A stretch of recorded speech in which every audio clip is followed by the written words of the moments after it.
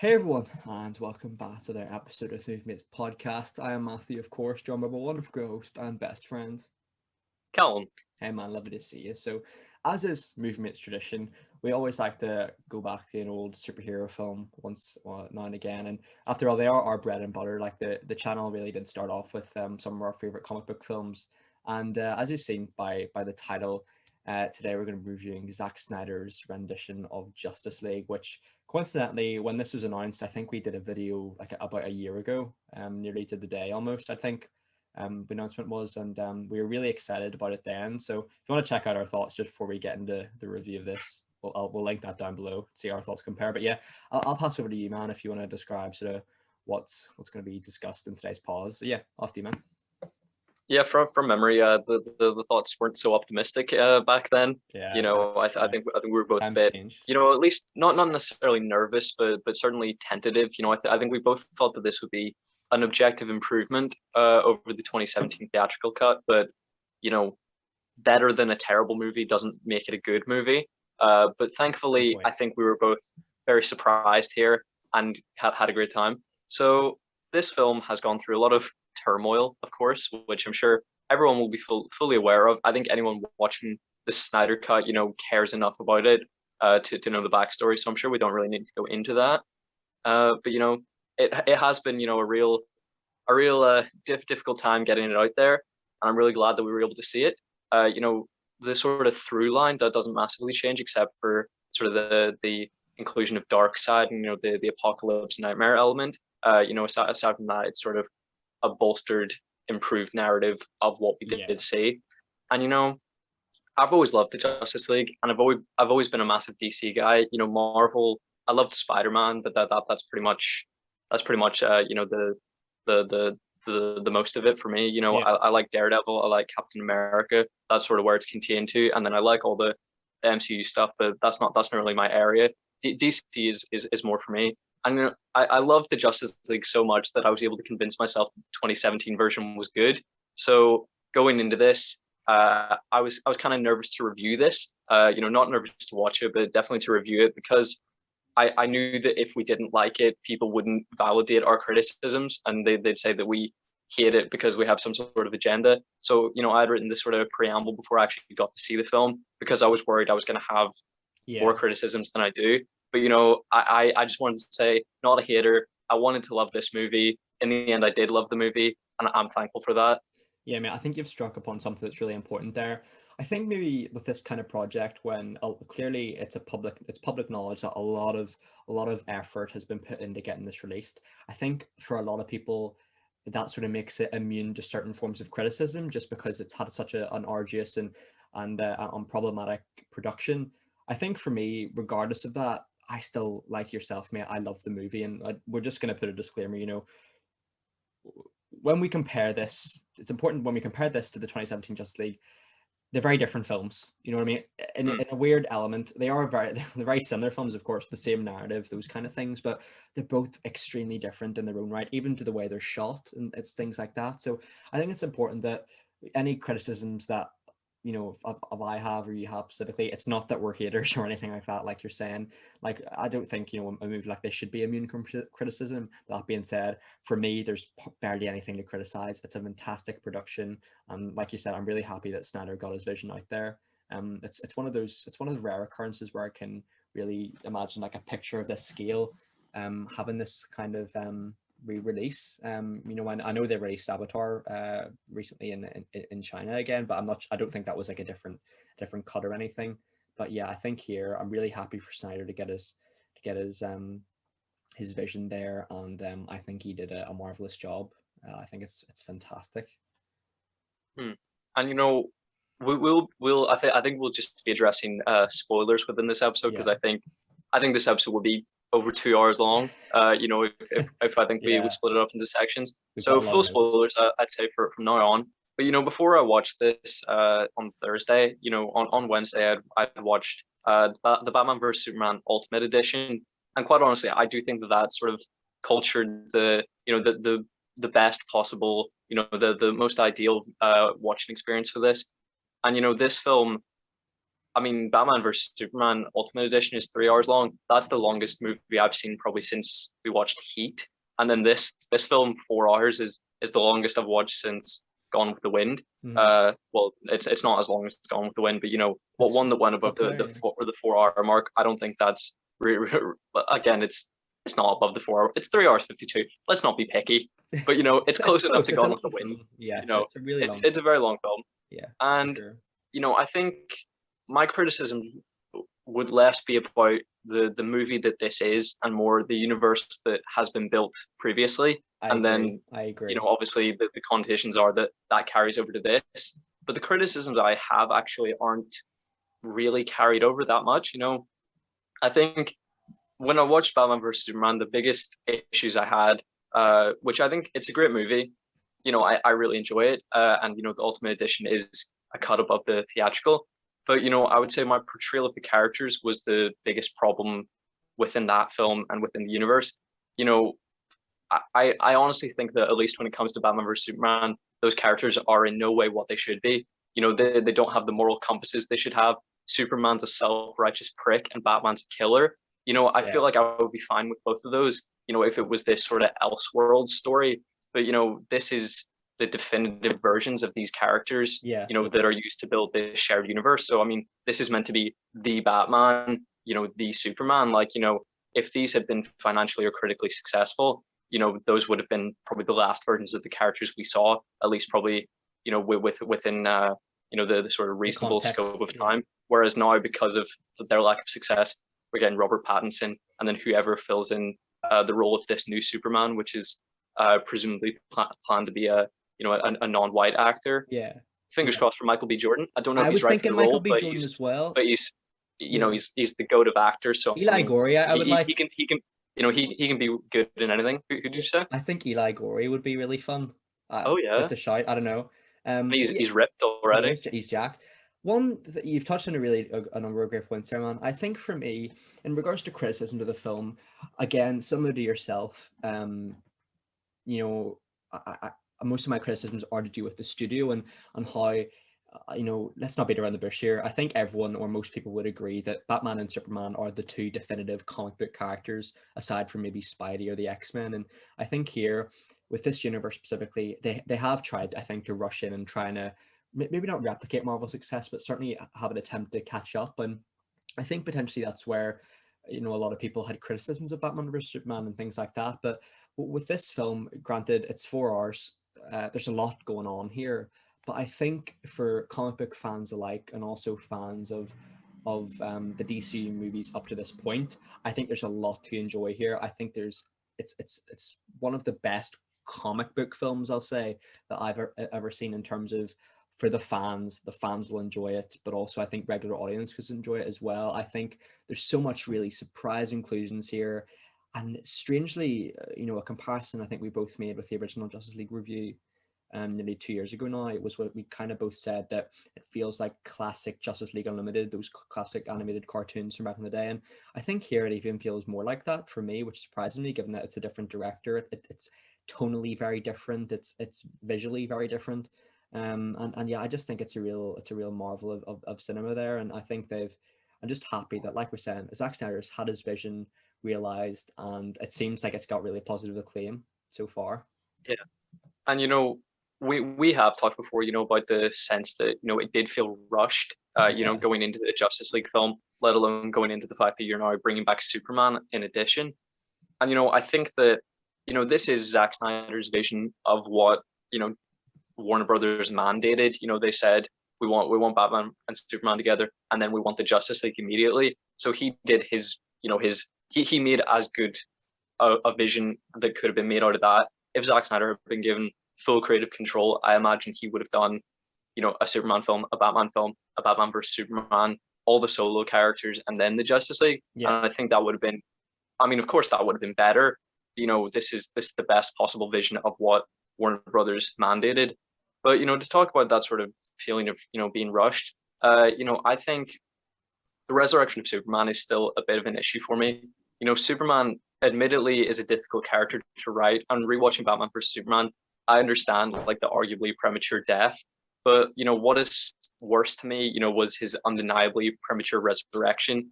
Because it removes the possibility for the future of the reign of the Superman. And I feel like they so easily could have had someone else, like Martian Manhunter, fill in the Superman-shaped hole within the film until he came back. The Justice League in reality, and especially within this film, is Batman's team. He's the recruiter within this film. Yeah. So I feel like all you need there is the muscle. They say, we pretty much have what it takes to beat Steppenwolf, except the raw fighting power. And I just, I appreciate at the very least how little Superman is in this. I think it was a much more egregious issue in the theatrical release because he came back halfway through it. So I mean, when that's a 2-hour film, It's you're rushed, getting yeah. an hour since an hour of story time since Superman died, really. But then here, he doesn't really appear until the last hour, and he's probably in 25 minutes of the film. So I mean, if you're gonna do it, if you have to do it, Warner Brothers wanted Superman back, presumably.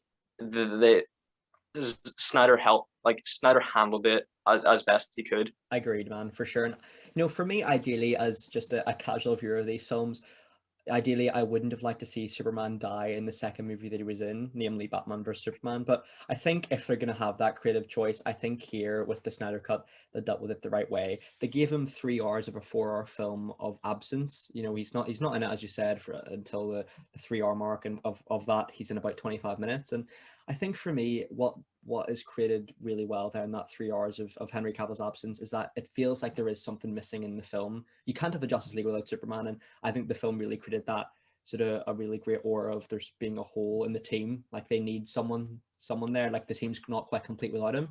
And throughout the film, my jaw was on the floor, mate. To be honest with you, I think every character is almost better. Just because I obviously if you're, I think it's maybe not the best praise I can give it, because I think if you give any film an extra hour, every character in any film would be better, just because they've got more to do, more fleshed out. It's like, for example, if you give, let's use a really bad film. If you use Green Lantern, for example, the Ryan Reynolds Green Lantern, if you extend that film by 1 hour, granted, you're going to have a lot of people leaving the cinema earlier, but I think the Hal Jordan character would still have a lot more to do, and the character would probably be better fleshed out. It's the same thing for any film, I think, but here I think they did that really, really well. And surprisingly, like my favorite character really from the Joss Whedon film, which if I was gonna probably say, probably would have been Batman or Wonder Woman. It's actually here probably Cyborg. I think Cyborg's got an incredible narrative here, and as strange as this is to say, I mean, it feels like a Cyborg film in many respects. He's a big part to play here, and I think it's remarkable what they did. Yeah, and going off, what you said about it, obviously having this 4-hour runtime, in order to, play with the universe as much as it wants to. Zack Snyder clearly had everything he needed to make this film. So I don't really understand why Warner Brothers thought that, they would be able to make more money by doing reshoots and releasing what they have since admitted they recognized as a piece of shit. Like I don't get it. I know that Batman vs Superman was a critical and a commercial failure, but I mean, I don't know why you think putting in bad jokes and then releasing what you think to be a piece of shit is a good business model. But putting that aside, because we don't know much of what they were thinking there. I also don't know if Snyder could have made a coherent film out of this that wasn't 4 hours long. I think if he had been forced to follow the 2-hour mandate that Joss Whedon followed through on, I just feel like it would have been the theatrical cut with better dialogue and color grading. And as much as I love to criticize Joss Whedon, I think any person making this story that we saw there 2 hours, it would have been a mess. I think even making this film that we saw yesterday 3 hours would have made it incoherent. I think if you cut an hour of footage of this Snyder cut, it's I'm sure it's incoherent anyway. I don't think he could have delivered a theatrically acceptable version. Well, dude, like if I read out a list of names here for characters written in this, Batman, Superman, Wonder Woman, Flash, Aquaman, Cyborg, Martian Manhunter, Steppenwolf, Darkseid, Lois Lane, Diane Kent, Jor-El, Pat Kent. There's way too much going on there, mate, for a Justice League film, in my opinion. And that's like half the characters that are in this. Haven't even mentioned, Ryan Choi or people like that. You know what I mean?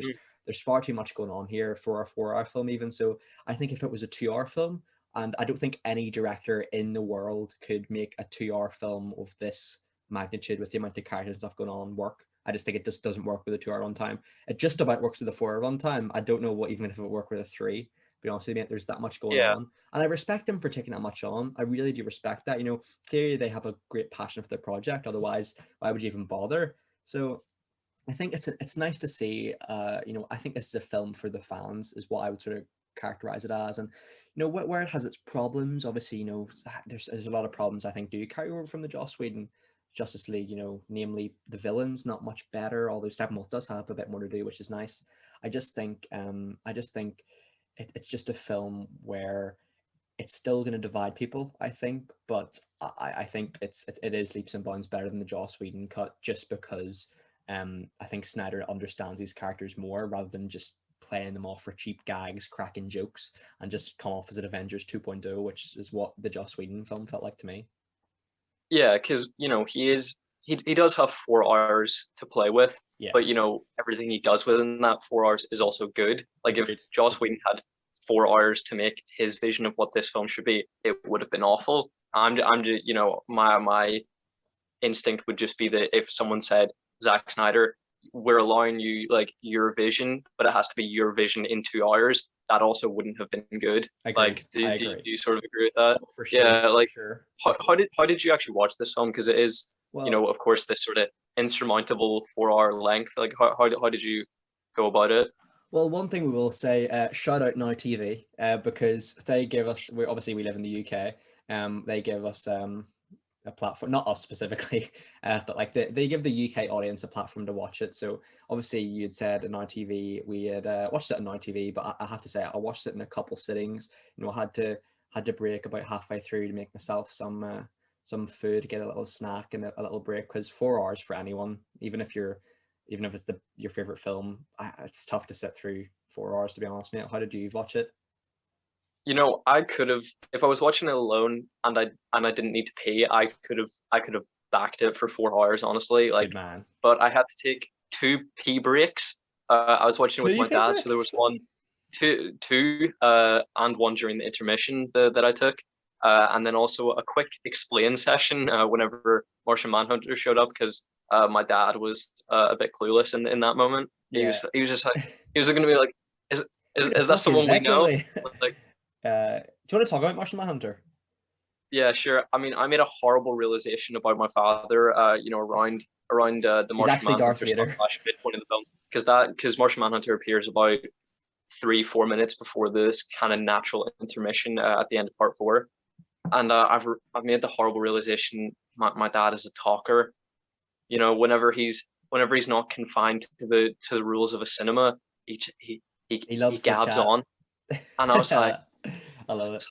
Jesus Christ! It wasn't enough to irritate me. You know, it was an odd comment here and there. And you know, I think for some people, I'm sure that would enhance the experience of the Snyder Cut, because, as you said, it is for the fans. So if you know everybody's vocal about how much they're enjoying it, I'm sure that can increase the experience for a lot of people. Yeah. Martian Manhunter was, in isolation, the only thing in the film where I was like, God, that looks like shit. Like everything That's else in the film, interesting.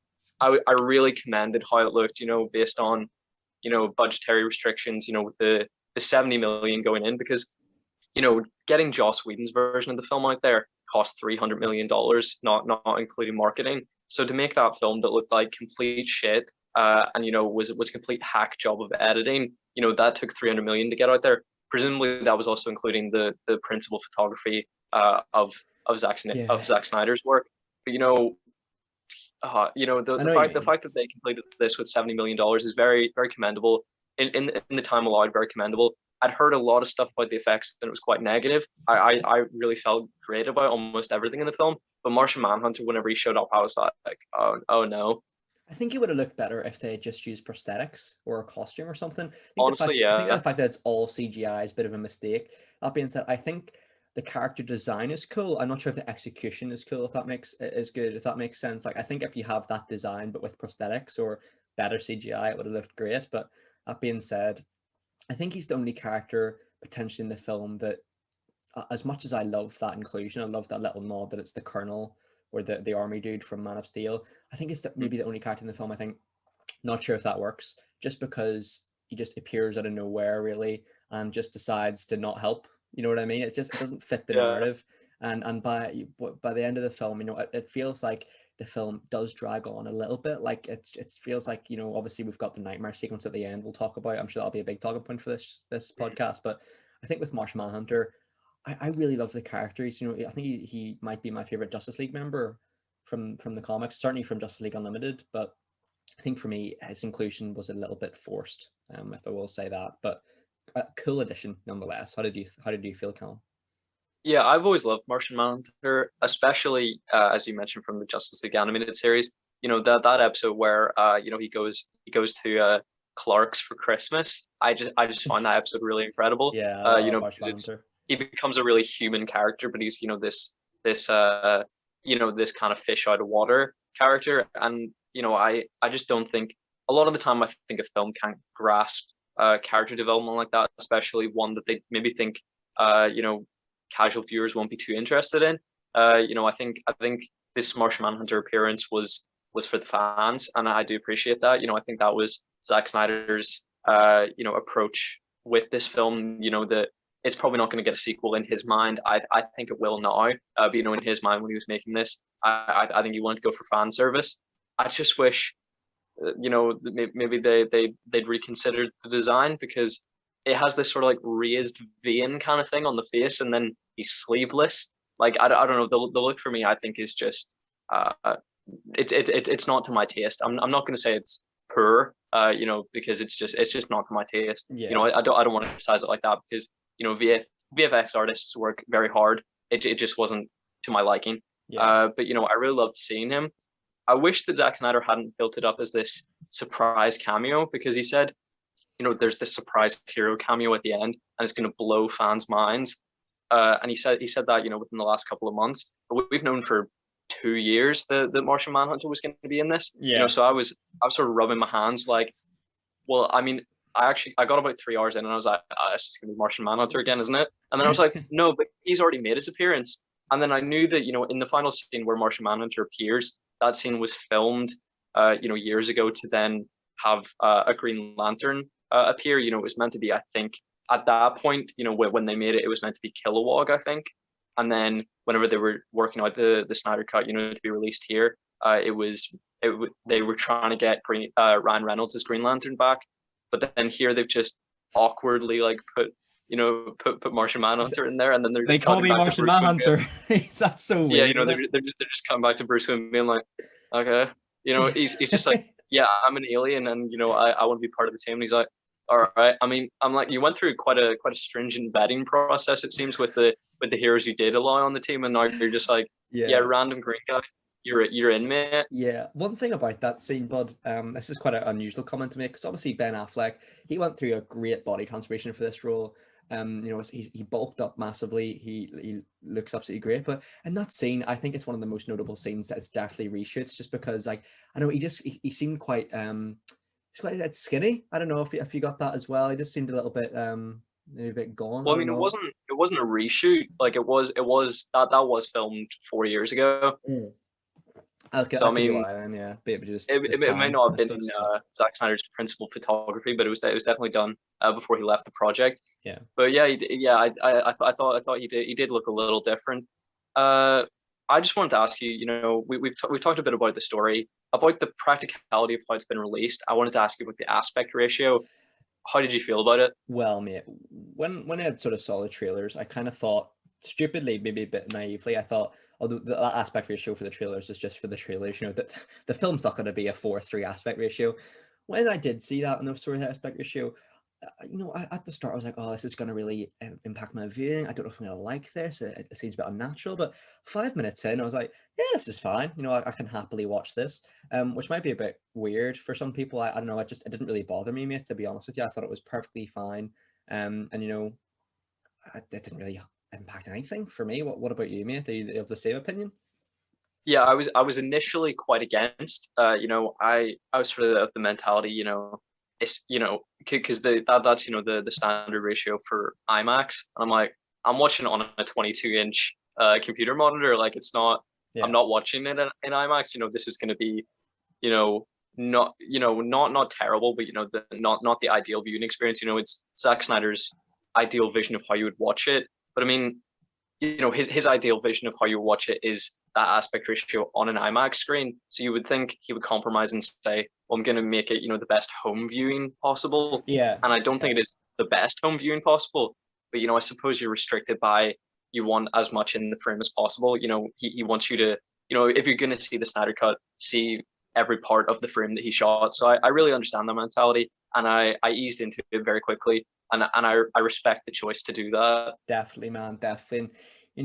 I think one thing that you'd pointed out there, obviously, we've mentioned the context. I think with this film, Callum, especially, it's really important to mention the previous films that came before it and the context behind those films. And I think picking up right from where Batman vs Superman left off, with Superman sort of scream triggering the mother boxes, I think that's a really smart move. It just helps create that natural flow into this film. Like it just sort of, it kind of brought me home in a way, because the Joss Whedon films felt so different from BVS and Man of Steel, that with this film being the final sort of DCU Zack Snyder film, I just felt like home, because I'm a huge fan of Man of Steel, and I really like Batman vs Superman. And we haven't really touched on Steppenwolf and Darkseid really. Obviously, Steppenwolf, the villain from the 2017 Joss Whedon version, he's got a different look this time. How did you feel about that? Because if I were going to say something right off the bat, I think he looks 10 times better, mate, to be honest. He doesn't look good, but he looks better, I think. Yeah. My initial reaction was very similar, in that he absolutely looks better. But, in truth, that's not saying much, because anything would look better than that. But to me, if I'm going to give out all the positives, he certainly looks more alien, so I mean, that fits the brief. He doesn't have a weird, pointy butt face chin kind of, alien look. He looks like he Yeah. could be related to Darkseid, because in the comics he's Darkseid's uncle. Here they don't ever say that. I guess he's just sort of an underling. But he looks more alien, certainly. To me, his armor's a bit over the top. It's a bit too spiky. Yeah, it's to moving be and stuff in it. It's quite yeah. unusual. Yeah. To be honest, the moving part of it is what I really liked about it. I think there are probably too many spikes. In my humble opinion, I know nothing about VFX. This is just me being pedantic. But I like how it peels away like an armadillo to reveal like his disgusting sort of flesh. He's like, to show my respect to my master, I must be naked. Yeah, I love that. I love that mentality. Yeah, I thought it was quite unusual. That I didn't expect him to actually have horns. I thought that was just a helmet. So like, when he removes the helmet, he actually just have like fleshy horns. Just, what I mean? I thought that was quite unusual. Darkseid, however, he looks great. I think he absolutely looks fantastic. He just looks like maybe not Darkseid from like the comic books and stuff, but he certainly looks, unique. I think he looks really good. What about you? Yeah, I think just to go back to Steppenwolf very briefly, maybe the reason that he's kind of in trouble with Darkseid is because he keeps getting naked at work. I feel like that's that could probably be an issue then. it's probably not appropriate conduct. But my initial reaction from watching the trailer with Darkseid, because the very first official trailer we got in HD was the very first shot of that was Darkseid in his invasion and slamming his weapon to the ground, and I thought, wow, that looks like something out of a PS2 cutscene, doesn't it? But then, I watched that trailer and I was like, that might be 80% finished. It's not, that's not necessarily like in the bag. And whether it was changed or not, for some reason, I actually can't tell, whether it had changed or whether my feelings were different. But whenever we saw the invasion, I thought he looked incredible. I thought it was so much better than my reaction to the trailer. I genuinely don't know if it's been changed since, or whether the VFX have been tweaked or improved. It may just be that watching it in the dark on the screen in 1080p. Maybe that's just all I needed to fully appreciate it. I for some reason that there is a bit of a difference, because Zack Snyder did refer to Darkseid in that scene as like baby Darkseid, I think, and then we see him in his full adult form later in the film, on Apocalypse. And whenever we see him on Apocalypse, I don't know, there's sort of a weird like scaliness to his face, and then he has the sort of lit up eyes. That isn't a look I liked as much. I preferred his look in the invasion, but all in all, I really respected the CGI on that. Yeah, for sure, man. I think this film kind of made me feel like I would just love Darkseid in another film. I hope they make a sequel to this. We'll probably talk about that towards the end, but I think Darkseid was one of the stronger elements of the film. I think he looked incredible. And one thing I really did like was sort of the communication sort of gizmo that Steppenwolf used to communicate with him and oh, what was the other villain? And again, the sad. Yeah, I thought that was a really unique sort of like almost looked like sort of volcanic, sort of like the lava and stuff. Like it looks really cool. And yeah, I thought it just helped to give Steppenwolf more to do. It fleshed him out a bit more rather than just him being like a PS2 cutscene, as you said, mate. It just helped flesh out the villain more. So I thought it was a really great idea to have Darkseid in here. Yeah, I love how, Darkseid himself couldn't conquer Earth, but he entrusts the task to his treacherous and incompetent underling. Yeah, I He's like just that. like, Yeah, he's like, yeah, I literally don't even trust you enough to let you out of this life debt. The one place that I couldn't win against and has all my mother boxes that will help me conquer other planets. But I don't know how they've managed to conquer, every other planet that they've conquered in the thousands of years since then without the mother boxes. Yeah. But I because they call, they say that Earth is very, in their eyes, a very primitive planet. One, they beat you, and two, that's where you were scared enough that's where you decide to leave like the biggest weapons in your arsenal. They just abandoned the mother boxes there, but they've somehow managed to conquer other planets that they don't deem to be primitive. But I just love the guy he doesn't trust whatsoever. He's given him the full task. Yeah, for sure. I kind of felt a bit curious that, in that scene in the Battle for Earth, like they never really, Darkseid never really uses them in mega beams. I don't know whether they just didn't have them at that stage, but like they're like his biggest asset in the cartoons and the comics, aren't they? So, and obviously we do see them later on, but I just think they're such an amazing visual. Like they always have really been appealing to me, the omega beams. I absolutely love them. But one visual in the film that certainly was not appealing to me was Barry Allen's run, which is still shit. I genuinely don't get that. Like I think you see his legs maybe twice in the film. Yeah. The rest is sort of chest up or like waist up. Mhm. And genuinely, I just thought, I don't know, man. I didn't find it noteworthy really, because I mean Ezra Miller was like taught how to run in the fastest way possible, so he is whether it's visually appealing, like it fits the character, Yeah. because that's how he would propel himself as fast. So I mean, yeah, I get film is a visual medium.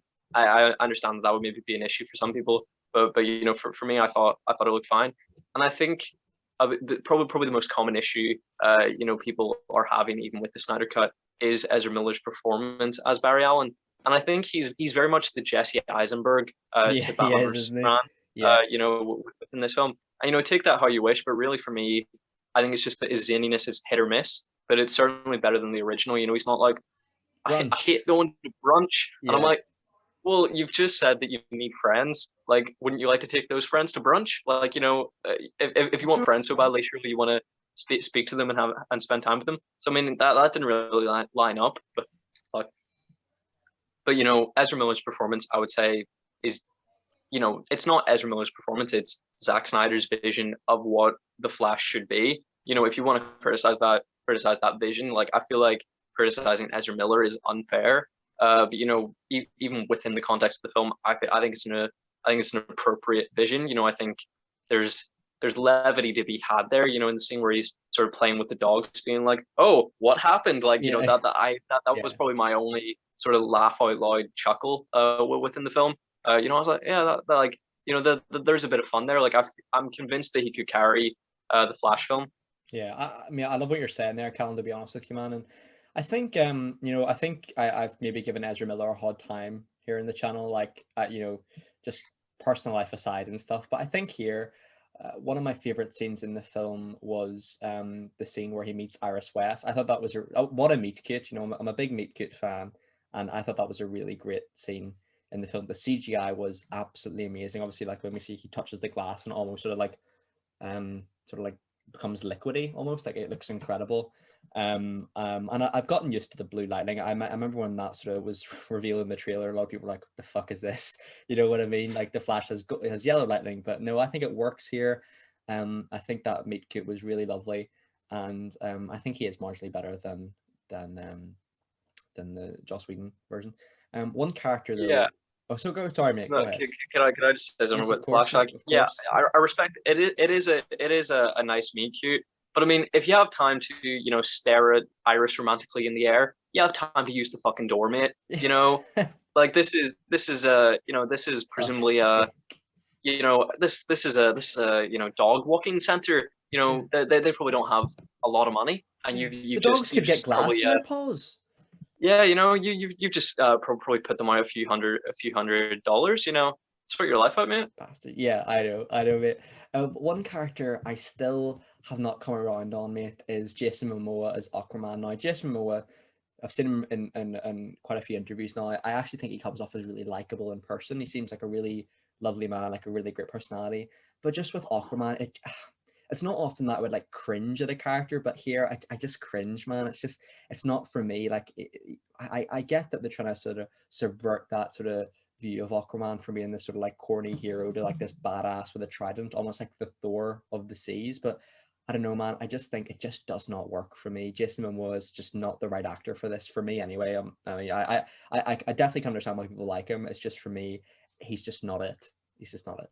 Yeah, I mean, I understand what you're saying because I was just thinking, whenever he was, drinking the whiskey and then the sea sort of parts and then comes over him, I was like, that's an incredible visual, I like that's agree. a Yeah, cool visual, for sure. but water powers are not cool. Like you can have a cool character who has water powers, but like sort of swimming under the sea, I was just like, what use is he? Because I mean, within the final battle against Steppenwolf, like he's just any kind of muscular guy with a trident. He's Yeah, stronger than average. He's probably, I mean, probably nearish Wonder Woman's level of strength, I guess. yeah, around that, But sure, for around, then definitely around none of that. her other talents, and then he doesn't actually.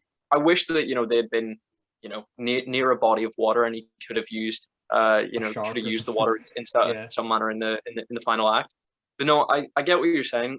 I really like him as a person. I think he's great in Aquaman. Here, I think even with the 4 hours, he doesn't have a ton to do. hmm, I think it shows his sort of carrying side. Behind the facade of being this sort of big sort of cool bravado. Really, he's just a guy who is sort of disillusioned because he feels abandoned by his mom. But in reality, in Aquaman, we find out that that's not the case. yeah, But I really liked his performance. I I didn't think respect even in that. the 4 hours he had enough to do. Yeah, I think in the theatrical version, pretty much everyone's is balanced except for Cyborg. So pretty much everyone has the same amount to do, and then Cyborg has less to do. But here, everyone has the same amount to do, probably except Aquaman. yeah. No, I think that's I respect that. I mean, I do agree, and I think for me, you've obviously mentioned Cyborg there. It's sort of uncanny to me how little Cyborg had to do in the original, and then now he's almost like the main um component of that group. I think it's really, really great what they did there. He has some really emotional and tender scenes as well, and I think that's kind of helped by the fantastic score of the film. Obviously, the first film I think was composed by Danny Elfman, who had done the Raimi Mhm. trilogy and things like that before. Um, but no, I think I'm not sure if this is also composed by Elfman or maybe Hans Zimmer This who is did. Hans Zimmer and Junkie XL. Yeah, well that goes to show because Hans Zimmer did Man of Steel and BVS, and I think that's it's one of the best scores of all time for me anyway. So I think Hans Zimmer did a really great job here, and the Snyder and Zimmer dynamic has always worked for me. They've always known how to compose a score and how to fit a score to a scene. I think that's one of the most important parts of a film for me, the score, the soundtrack, and yeah, I mean, I just feel like the overall tone of this film, which is supported by that, is just it's really it's dark, it's tense, but the visuals they suit it well. They really do fit the tone of the film. Whereas with the Joss Whedon cut, it felt vibrant, but that didn't fit the context of the universe before it. You know what I mean? So I think overall the combination of the music and of course the visuals made for a real tonal a tonal match rather than a clash here. So I think it worked. Yeah, I feel like I might be wrong about the music. Yeah, it says Oh, music by Tom Holkenborg, but I've never heard of him. But I was pretty sure that at least Junkie XL was involved in the scoring of the film. But I mean, I must have been wrong. I could have sworn I read about that, but that's my mistake. But Right. here, we talked about in Wonder Woman 84, a film which we probably rated quite generously. I think I quite liked it. looking back on it, it's a my dad came out of the film, and I think he summed it up as best as he could and as best as someone could as a fun mess. What that my initial Yeah. reaction to him saying that was overly negative. But I would probably agree with that now. I feel like it really deviated from Zack Snyder's vision of the character, and I think that's his vision of the character is what made that character popular. As Yeah. a sort of badass warrior, whereas I mean she was more this uh diplomat, within Wonder Woman 84, which is, I think people like to see, Wonder Woman as a warrior, because she comes from this, you know, species of women warriors. I think you want to Yeah. see her have, Definitely. these fantastic fight scenes, and, be, a really skilled combatant. And, Patty Jenkins sort of took that away, when she took away her sword, in Wonder Woman 84. And what we said there that is sort of pertinent in this. We sort of said that we liked Steve Trevor so much in Wonder Woman 84 that we would sort of struggle to see her with someone else. Again after seeing that film, and I do somewhat feel that way. But here, because this breaks the canon that we've seen, to a certain degree, I feel like I could definitely see Batman and Wonder Woman together, following this film, because I think the chemistry is great, and I agree, mate. I've always loved that romance that was, Hinted at so in the seen cartoons. so predominantly, yeah, in the cartoons. They had very very strong chemistry there, and I think that's here as well. For sure, Colin, for sure. I know. I remember I said this in the Wonder Woman 84 review that this is such a hot take. Like, I don't think anyone in the world would agree with this, but I would have loved if Diana had sort of started a relationship with the dude that Steve had possessed in that film. I really liked him. I thought their chemistry was nice. But yeah, I mean, Bruce Wayne and Diana Prince always get along well in comics and in cartoons, and I think here the chemistry between Affleck and Godot is fantastic. Ben Affleck's just a great actor. I mean, I just can't say it enough. He's just perfect as Bruce Wayne for me. Like, he's just how I would imagine him on the big screen. I've been watching a lot of scenes from The Dark Knight and The Dark Knight Rises, and as much as Christian Bale is Bruce Wayne, he's not Batman. Do you know what I mean by Hmm. that? Ben Affleck is Batman for me. As Me, much me as and my dad had this discussion, unfortunately, during the film, classic. because he just went, yeah, Ben Affleck's he's just not got it, has he? He's not Batman. And I was like, how dare you, sir? I was like, he's the best live action Batman since Michael Keaton. I was like, do you want to know who doesn't have it? Christian Bale. And that is a hot take, my friend. But you know what? As soon as we talk about the Dark Knight trilogy, I will be laying into that, because Bring let's it be on, honest. McAllister. First one is Batman Begins, good. Dark Knight, great. Dark Knight Rises, Fantastic. bad. What? What? No, no. The Dark Knight It's Rises is my not a good favorite in film. the But like, trilogy. let's pencil that for another day. That's very bad. But the things that are good in, the only things that salvage those films, or what would not that's very harsh for the first two films. The thing that comes closest to salvaging the Dark Knight Rises is Tom Hardy as Bane. Yeah. The best thing about the Dark Knight is Heath Ledger, and I think, I mean, Christian Bale's not as I key to those films, is I he? He's quite not. I He's not quite a key enjoy component. Batman Begins, Yeah. but I don't think there's anything that stand out about it. It's very I quite forgettable like for me. Liam Neeson as Ra's al Ghul, but and the combat is great, but it's a bit dark and like visually, Yeah. I don't love it, but the absolute hits of it is Christian Bale as Batman. Like, I hate to say this, I don't see it whatsoever. I think Yeah.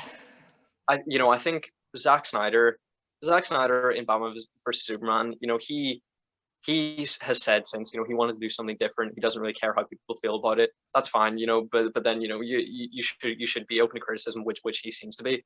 But he thinks that he's created this real world. He says, when people say, why did you have Batman kill? He says, because if Batman was in the real world, he would kill. You're living in a fucking dream world. And I'm like, what do you think a comic book universe is? It's a fucking dream world. Yeah, It's like, it's not reality. yes, Yeah. of course we're living in a dream world because that's what we want to see. It's escapism. So, you know, if you want, you know, a Batman who is dark and edgy, but, you know, he has the one rule that he doesn't kill, I feel like that makes as much sense as, yeah, he'll just kill anyone except the Joker, the person who, you know, robbed him, you know, of the child that he loved. You know, you know, it seems a bit, you know, unbalanced, you know, but Yeah. it feels like Christopher Nolan was really trying to bring Batman into the real world in a way that in a way that Zack Snyder thought he was, but wasn't. But I don't like that. You know, I like silly I Batman like the or serious Batman in a zaniness of silly Batman. universe. I like the costumed Riddler, the colorful characters, your clay faces, your scarecrows, the Joker. Batman in the real world, it's all well and good, but you're never going to recapture the zaniness and the whimsical nature of his rogue gallery. Does that make sense? You know what I mean? Like, Yeah, uh, because people say, you know, Batman in the Dark Knight trilogy is just a cop in a bat costume, and they point to that as being a positive. I just think that makes him no different from, you know, Commissioner Gordon, who beats people up in a bat costume. Like, you know, I feel like yeah, there needs to be yeah, a difference there, and I feel like, you know, the characterization is off, but also Christian Bale, I don't see it. You know, I feel like you know, I feel like there's just a real unpleasantness. You know, like I feel like Batman yeah. has to be likable, you know, in order for you to root for his cause. I mean, of course, you know, he's fighting crime, so that's an admirable goal. But, you know, for you to actually respect him, I don't know. There's an unpleasantness.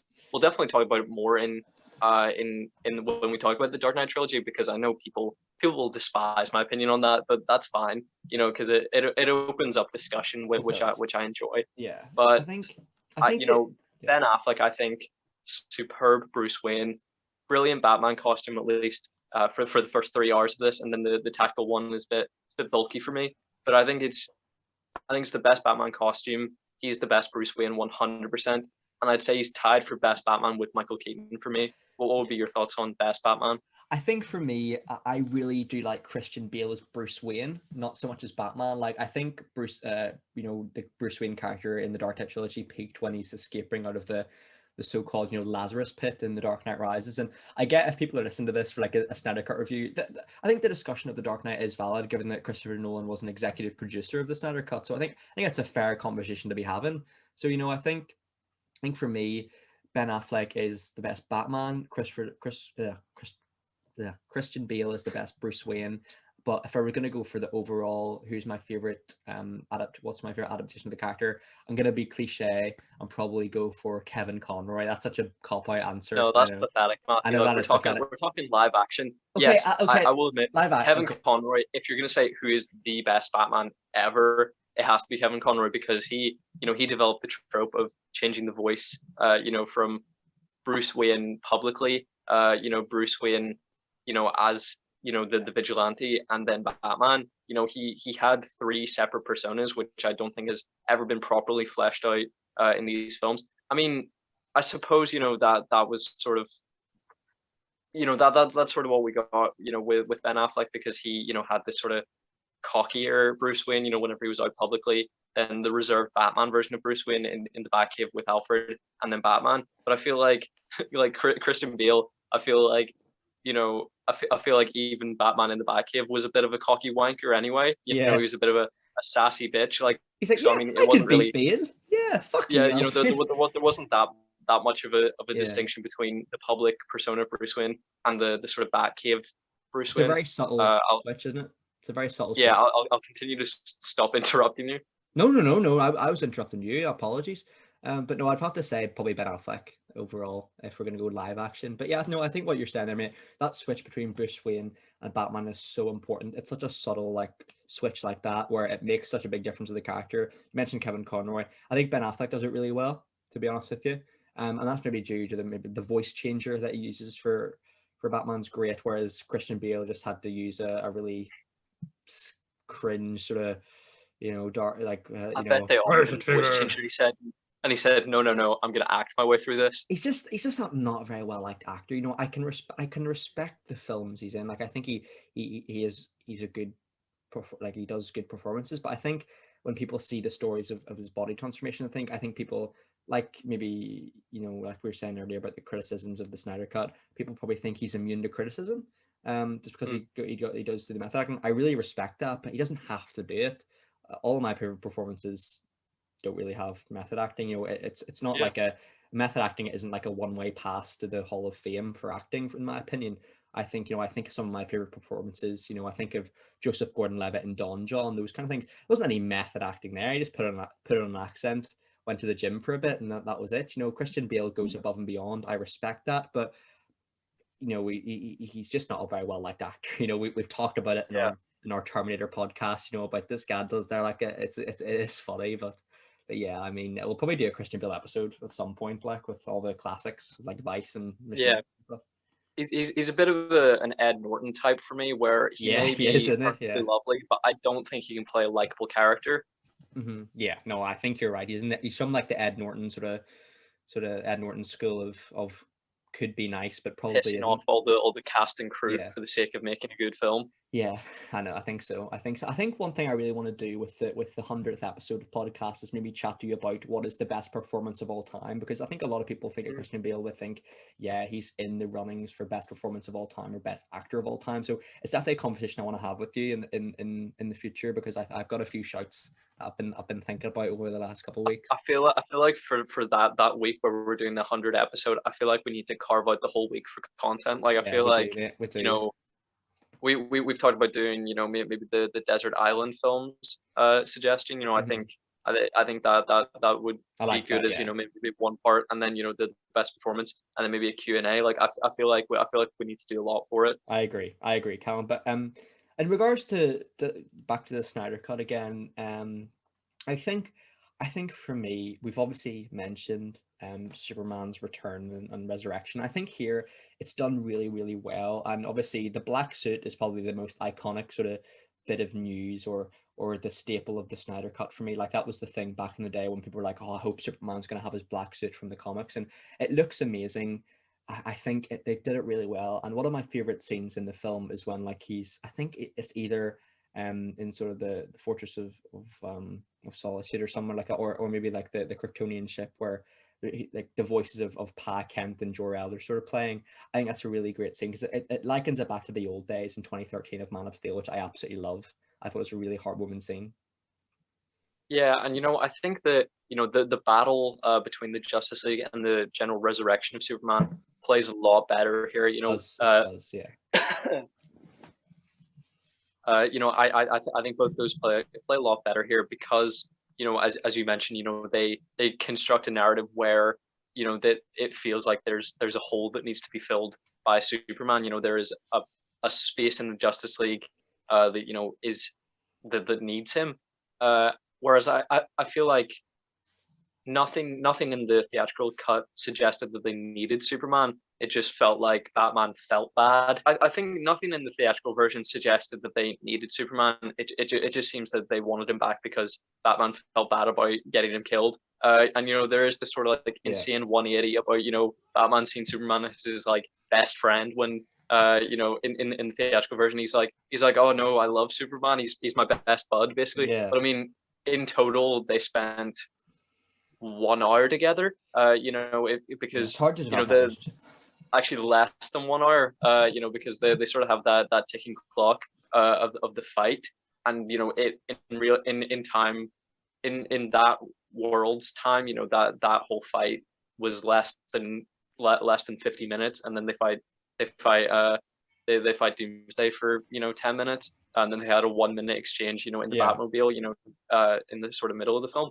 So it was just bizarre in the theatrical film that he even wanted to bring him back, and that he felt this bad about it. But here it makes a lot more sense. I really appreciated it a lot more. Yeah, it's a lot more fluid, isn't it, man? It works a lot nicer. And I think one thing we haven't really touched on as well, man, is the use of chapters here. Obviously, I think there's 6 chapters and an epilogue, or maybe 5 chapters and epilogue. I can't remember.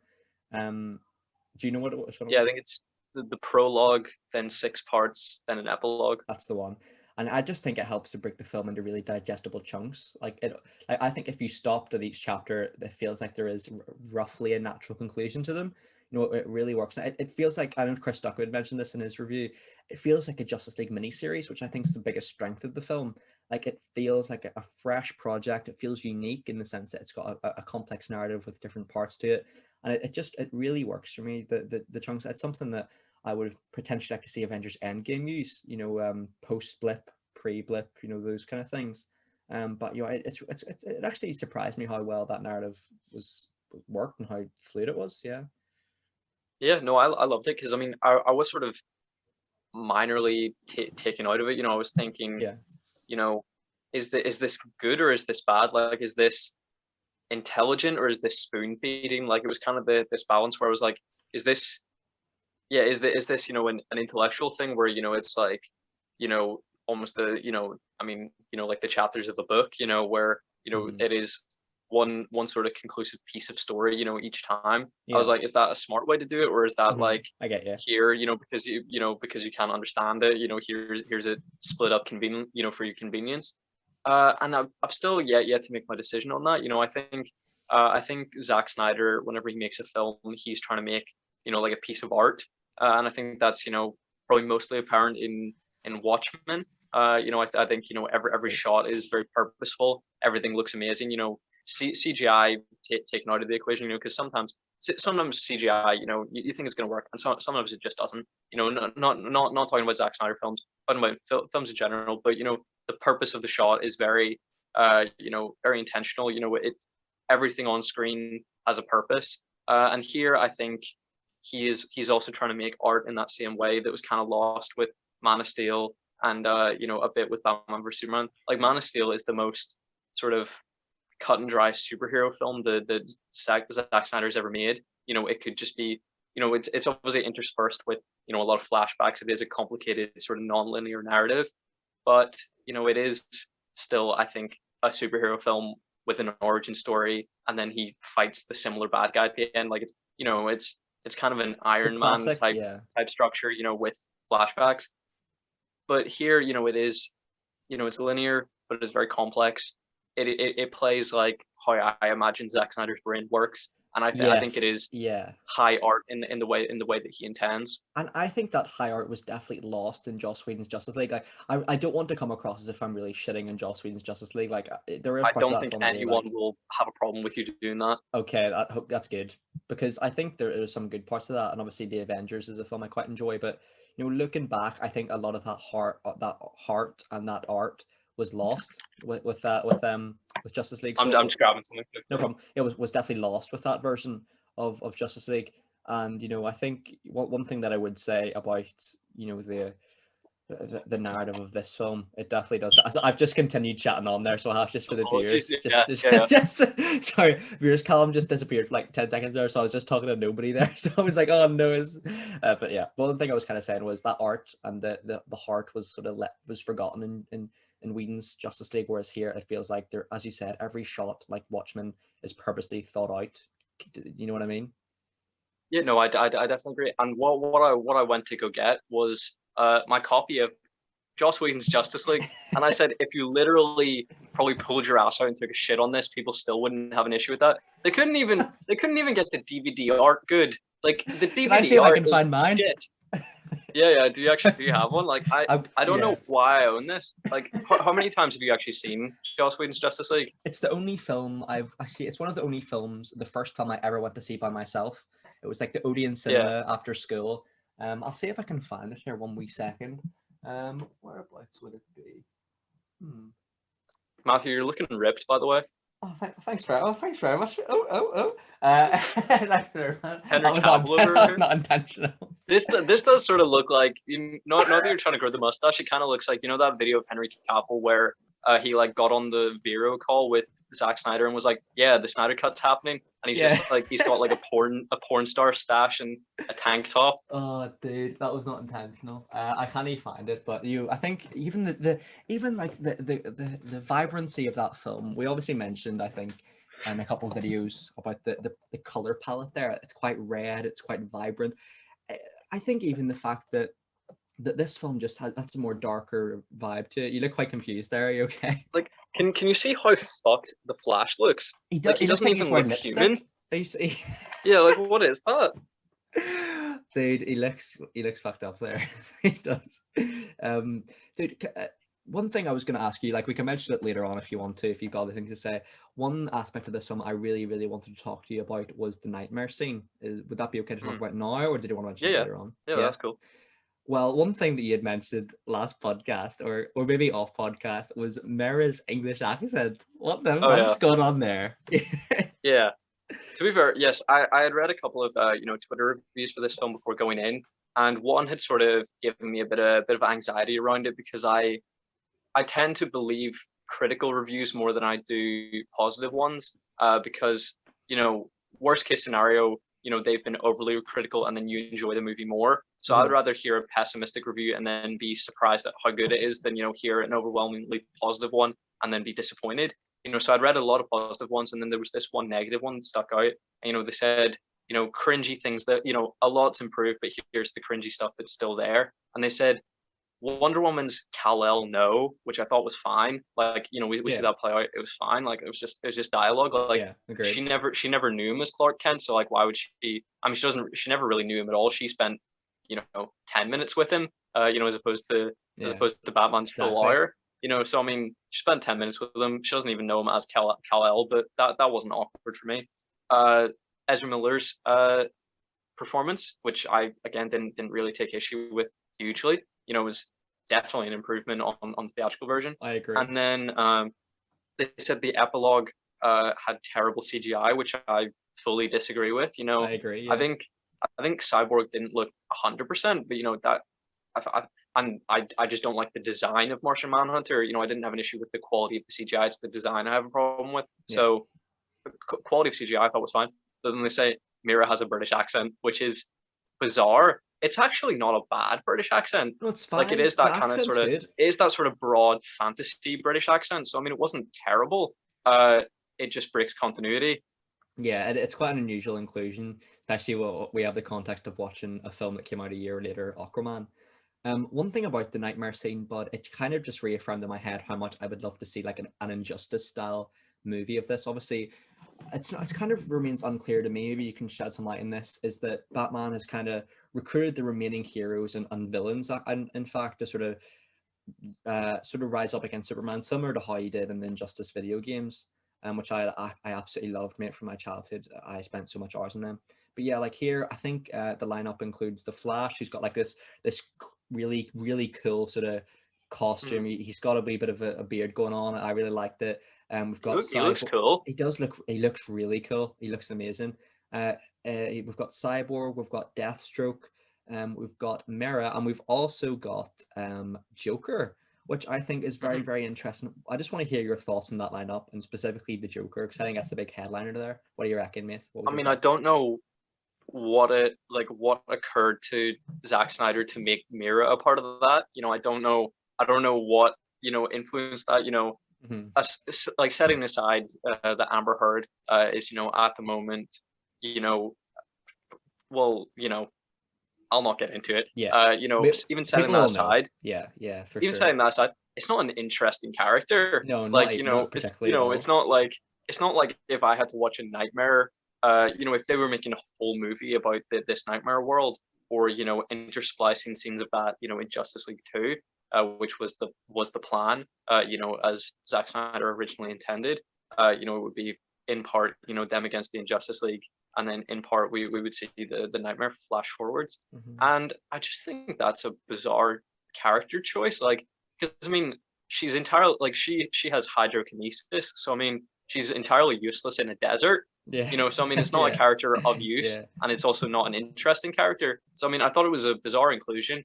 Everyone else, I was very excited for. I think they're all expert combatants, or they can sort of cultivate these interesting discussions within the films. So I really enjoyed the lineup. Yeah, I absolutely thought it was fantastic, especially the conversation Batman and Joker have. I'm confused as to why he would have recruited Joker there. It kind of remains unexplained. Obviously, with the Injustice context there, I think Joker had tricked Superman into killing Lois, who he thought was Doomsday, and Lois was actually pregnant, I think. And that, I'm not sure if that's what happened here, probably not.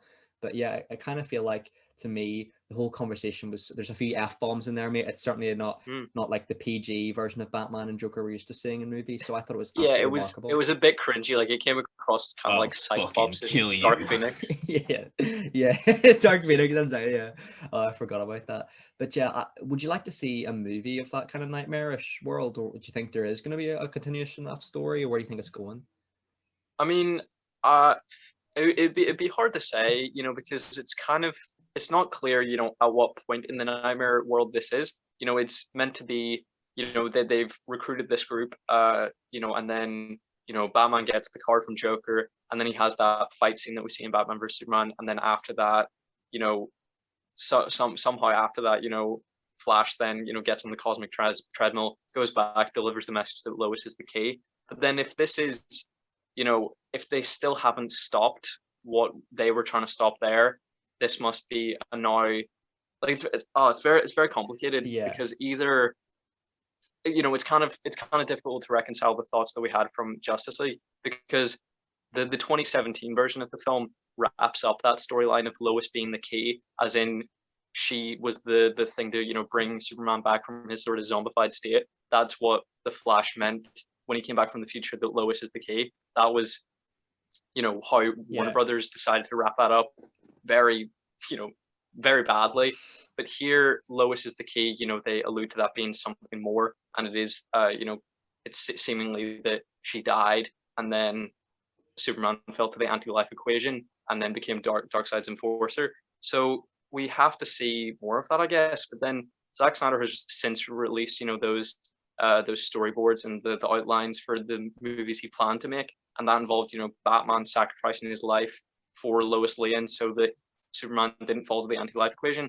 But now that, you know, that's all out there, he's definitely not going to do that. So I don't know how they resolve that. Yeah, that's a really smart point, mate. You're definitely right. right. I don't know how they make Lois the key now if it isn't about her death and, you know, Batman sacrificing himself. Yeah, no, I also think with that in mind, it is important to acknowledge that this movie could become canon now. It absolutely could, given the positive critical success it's received. I want to ask you two things, mate. One, do you think it'll be canon? There's probably an easier question to answer. And two, do you think it'll get a sequel? Well, you know, I've talked to you about this before. In the DC TV Crisis on Infinite Earths, we see Ezra Miller, you know, as the Flash come into that crossover special. Mm-hmm. So that confirms that the DC universe that we see in the films is either a part of that now defunct multiverse or part of the newly created multiverse. Either way, those heroes existed in connection with the multiverse established on those TV shows, which means that, you know, whether it was before, whether it was part of that previous multiverse, that would still mean the DC TV shows were in Earth 1, which means that this was maybe, I don't know, like Earth 4 or 5 or something. But it means that, you know, the definitive universe is actually the TV one, which is a bit funny, you know, because people sort of don't treat them with any respect. You know, they say, like, I mean, to be fair, they aren't great, but, you know, people think they're like unwatchable. But, you know, whether you take it as, you know, that was part of the old multiverse, it was Earth 1 and this was Earth whatever. But if it's the new multiverse, that's Earth Prime, and then this is Earth whatever. So still the DC TV shows remain like the sort of, you know, the definitive universe, staple, and then the DC movies are off somewhere else. But, you know, I've said to you before, you know, people sort of mock the idea of, you know, having the TV actors in the movies, but now they have canonically made that a part of, you know, the TV multiverse. DC TV is the answer for canonization of the Snyderverse. You know, all you have to say is, you know, as DC, all you have to do is, you know, put out an official statement, say, you know, the Justice League that we saw in 2017 was in the previous multiverse, and now with the new creation of the multiverse, it's an easy tiny little changes have been made, and that this is the new canon. Like that's so easy. Yeah, I would absolutely love that, mate. And like on the subject of that, I would just absolutely love to see a sequel to this, or like a part 2 or something. I think the story is definitely unfinished. I'd love to see, you know, Martian Manhunter have a bit more to do, be a bit more fleshed out, see where Darkseid's going to go. I think this could be like a 2 or 3 part tale, similar to, you know, how Infinity War and the Avengers film sort of built up to an ongoing threat. I think if they did do that, though, that comparison is very obvious. You know, that's what everyone's going to compare it to. But that being said, I think with the success of the Snyder Cut and the critical acclaim it's having, I think it's got that monkey off the back of the DCEU as to you can't make a good film. You know, you're shit compared to the MCU, which is not the case anymore. When I look back at the opening 4 or 5 films of the DCEU and the opening 4 or 5 films of the MCU, the DCU I think stacks up to it all day long. You know what I mean? If not improves on it. So I think that always the DC criticism has been a bit unfair. And I think, you know, with this film, as I said, it gets the monkey off their back. It allows them to start fresh. It allows them to plan forward. And I think it just allows for just a better universe with just better stories, mate, to be honest with you. Yeah, and I agree. People definitely would criticize it as copying the Infinity Saga, but if this had released when intended, it would have come out 6 months before Infinity War. So I Yeah. mean, really, you know, if you treat this as a film that should have come out in 2017, you know, it actually, it got out there first. It did. And you know, when it comes to a sequel, I think based on, you know, the reaction that I can sort of feel from it, you know, I think a sequel is, you know, pretty likely. You know, Hope so. normally I'm, you know, pretty much a stickler for continuity, but at this point, like just bend it off, you know. Agreed, mate. You know, Yeah, even for sure. even when you look at the 2017 version of Justice League, neither Aquaman nor, you know, Wonder Woman 84 adhere to the continuity of that, you know, because Wonder Woman, you know, stops, you know, she, you know, changes her combat style, you know, somehow in the past, you know, like Yeah, 30, it's 30 years unusual. ago, she decides that, you know, she isn't, you know, going to use her sword anymore. And then also, you know, she was meant to have retreated from society after the war, but then in 1984, you know, we see her, you know, beating people up in a mall and stuff. You know, like the whole point of Batman vs Superman was that she was trying to recover this photograph because she didn't want to be, you know, out in the public. But then she was just, you know, beating people up in public and, you know, fighting in the daytime. Like there's no way that, you know, people didn't see that. So Wonder Woman 84 doesn't follow the continuity previously established. Aquaman doesn't follow it, you know, with with like the Mira and the Aquaman meet up in that film. You know, they act like that's the first time they've ever met. But you know, they met previously in Justice League. Yeah. So I mean, none of it follows its own continuity anyway. So at this point, just bin it off and make the Snyder Cut canon. It's not difficult. I Like agree, mate. everyone For will sure. accept that. For sure, mate. For sure. Like, I can't really convey how much like the DCU films, like they have such a great sort of, I think they've got such a great unique tone to them compared to the Marvel films, and I think they have a real opportunity, like a business opportunity to really, you know, create something there. I think it's had a really rough time of it. By admission, its own fault. Like it's rushed into things. Don't get me wrong. Like that is the studio's fault without doubt. But I think a lot of the hate has gone towards Zack Snyder. Like personally, a lot of people just shit on his movies. Like granted, they're not masterpieces, but you know they're not bad. And I respect everyone has an opinion of these films, but I think he does get it harder than most, to be honest with you, mate. And I think with this film specifically, you're right. It's an easy fix. Make it canon. Bin pretty much everything off, and just you know, I think more and more these days, I think fans are maybe getting used to the fact that obviously the X-Men films were a master of not following canon or continuity. I don't think people care as much about canon as they used to, mate. I gotta be honest with you. You know, even the MCU, you can see it's not exactly following canon as much as it used to anymore with the timelines it's now set in and things like that. What do you reckon? Do you think canon's becoming less and less an important thing? Because I actually think it is. It's not as important as it used to be, like 5 years ago. Yeah, I mean, you know, casual viewers, which are probably like, you know, I think people are just like, oh yeah, we have you know the day off, we may as well go see a film, and then they go Yeah. see, you know, whatever Spider-Man film or, you know, Avengers film. Yeah. I think that's probably the majority of the audience, and you know, none of them care enough about it, you know, to remember that, you know, things happened before. You know, like my dad will not have, you know, watched Aquaman and been like, but Mira and Aquaman met in Justice Yeah, League. Why are they exactly. pretending like they've never Yeah, met? You know, like exactly. people like that, you know, who are, you know, he's a fan of the characters, but you know, the films he doesn't, you know, he doesn't care enough to remember that kind of stuff. So I think to a lot of people it won't be a big deal. It does kind of annoy me, you know, at this point when the only films to have since released from the 2017 Justice League are, you know, Aquaman, which doesn't follow the continuity, Birds of Prey, which is, you know, outside of the universe. Like it doesn't have any reference to the wider Shazam's the universe. same. It doesn't matter. Yeah, Shazam's pretty much Shazam the same. is Yeah. exactly the same. Yeah, you know, it has references to Batman and Superman, but you know, not to any of the events of Justice League. And then Wonder Woman 84 already breaks the canon massively. You know, especially with her characterization.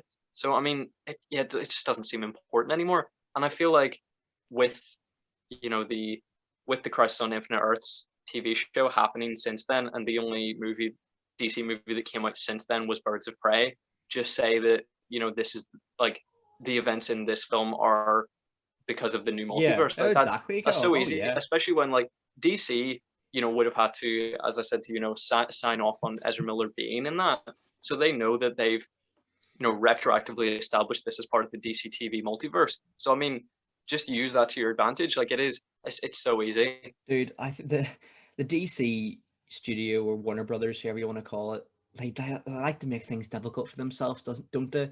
Just it's such an easy fix, man. It really is. And I think with the success of this film, I'm hoping it has a sequel or at least a continuity of that story.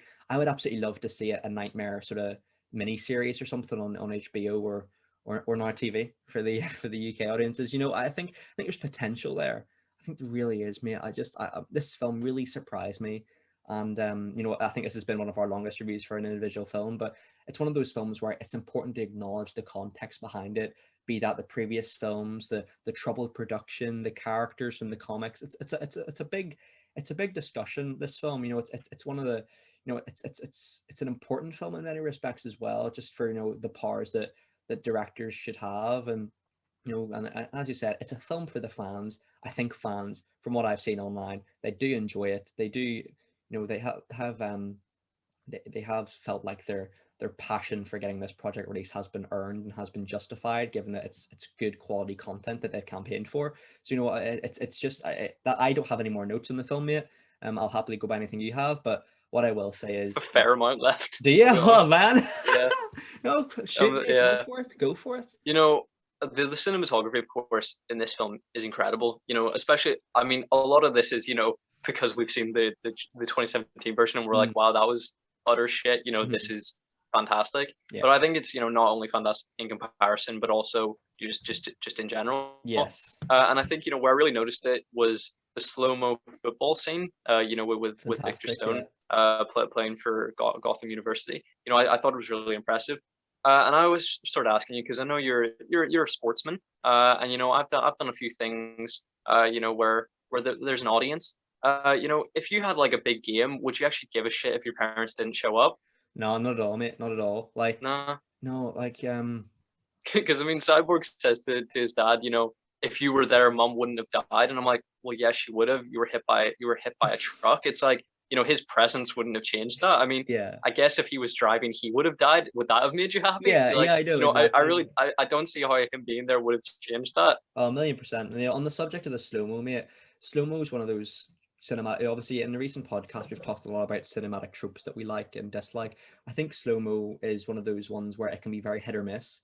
And I actually think here, you've mentioned the college football match, and it's obviously used very well with the Flash and Wonder Woman, and even there's a scene with the Batmobile as well when like he's shooting these sort of incendiary bullets or something like that. It's used really well here. It's one of those tropes or effects where if you use them badly, it's very noticeable. But here, I think they're subtly used in a really, really good way. It would be funny if this review like ends up being longer than the theatrical version of Justice League. That would be, wouldn't it? You know, we're on about an hour and 18 so far for one film. You know, but I'm enjoying it though. I mean, yeah, I'll be pushing through with some more stuff. You know, the person that I am most glad for, and you've mentioned it before, is Ray Fisher. That, you know, this film got released because, you know, his performance in the original film was so flat and underwhelming, and I think that was because of Joss Whedon's direction and his, you know, reluctance to, you know, give Joss Whedon what he wanted because Joss Whedon was you know, allegedly such an asshole. You know, apparently, doesn't surprise me. According to Ray Fisher, you know, Joss Whedon and Jeff Johns were apparently very concerned with the fact that Cyborg should have a penis.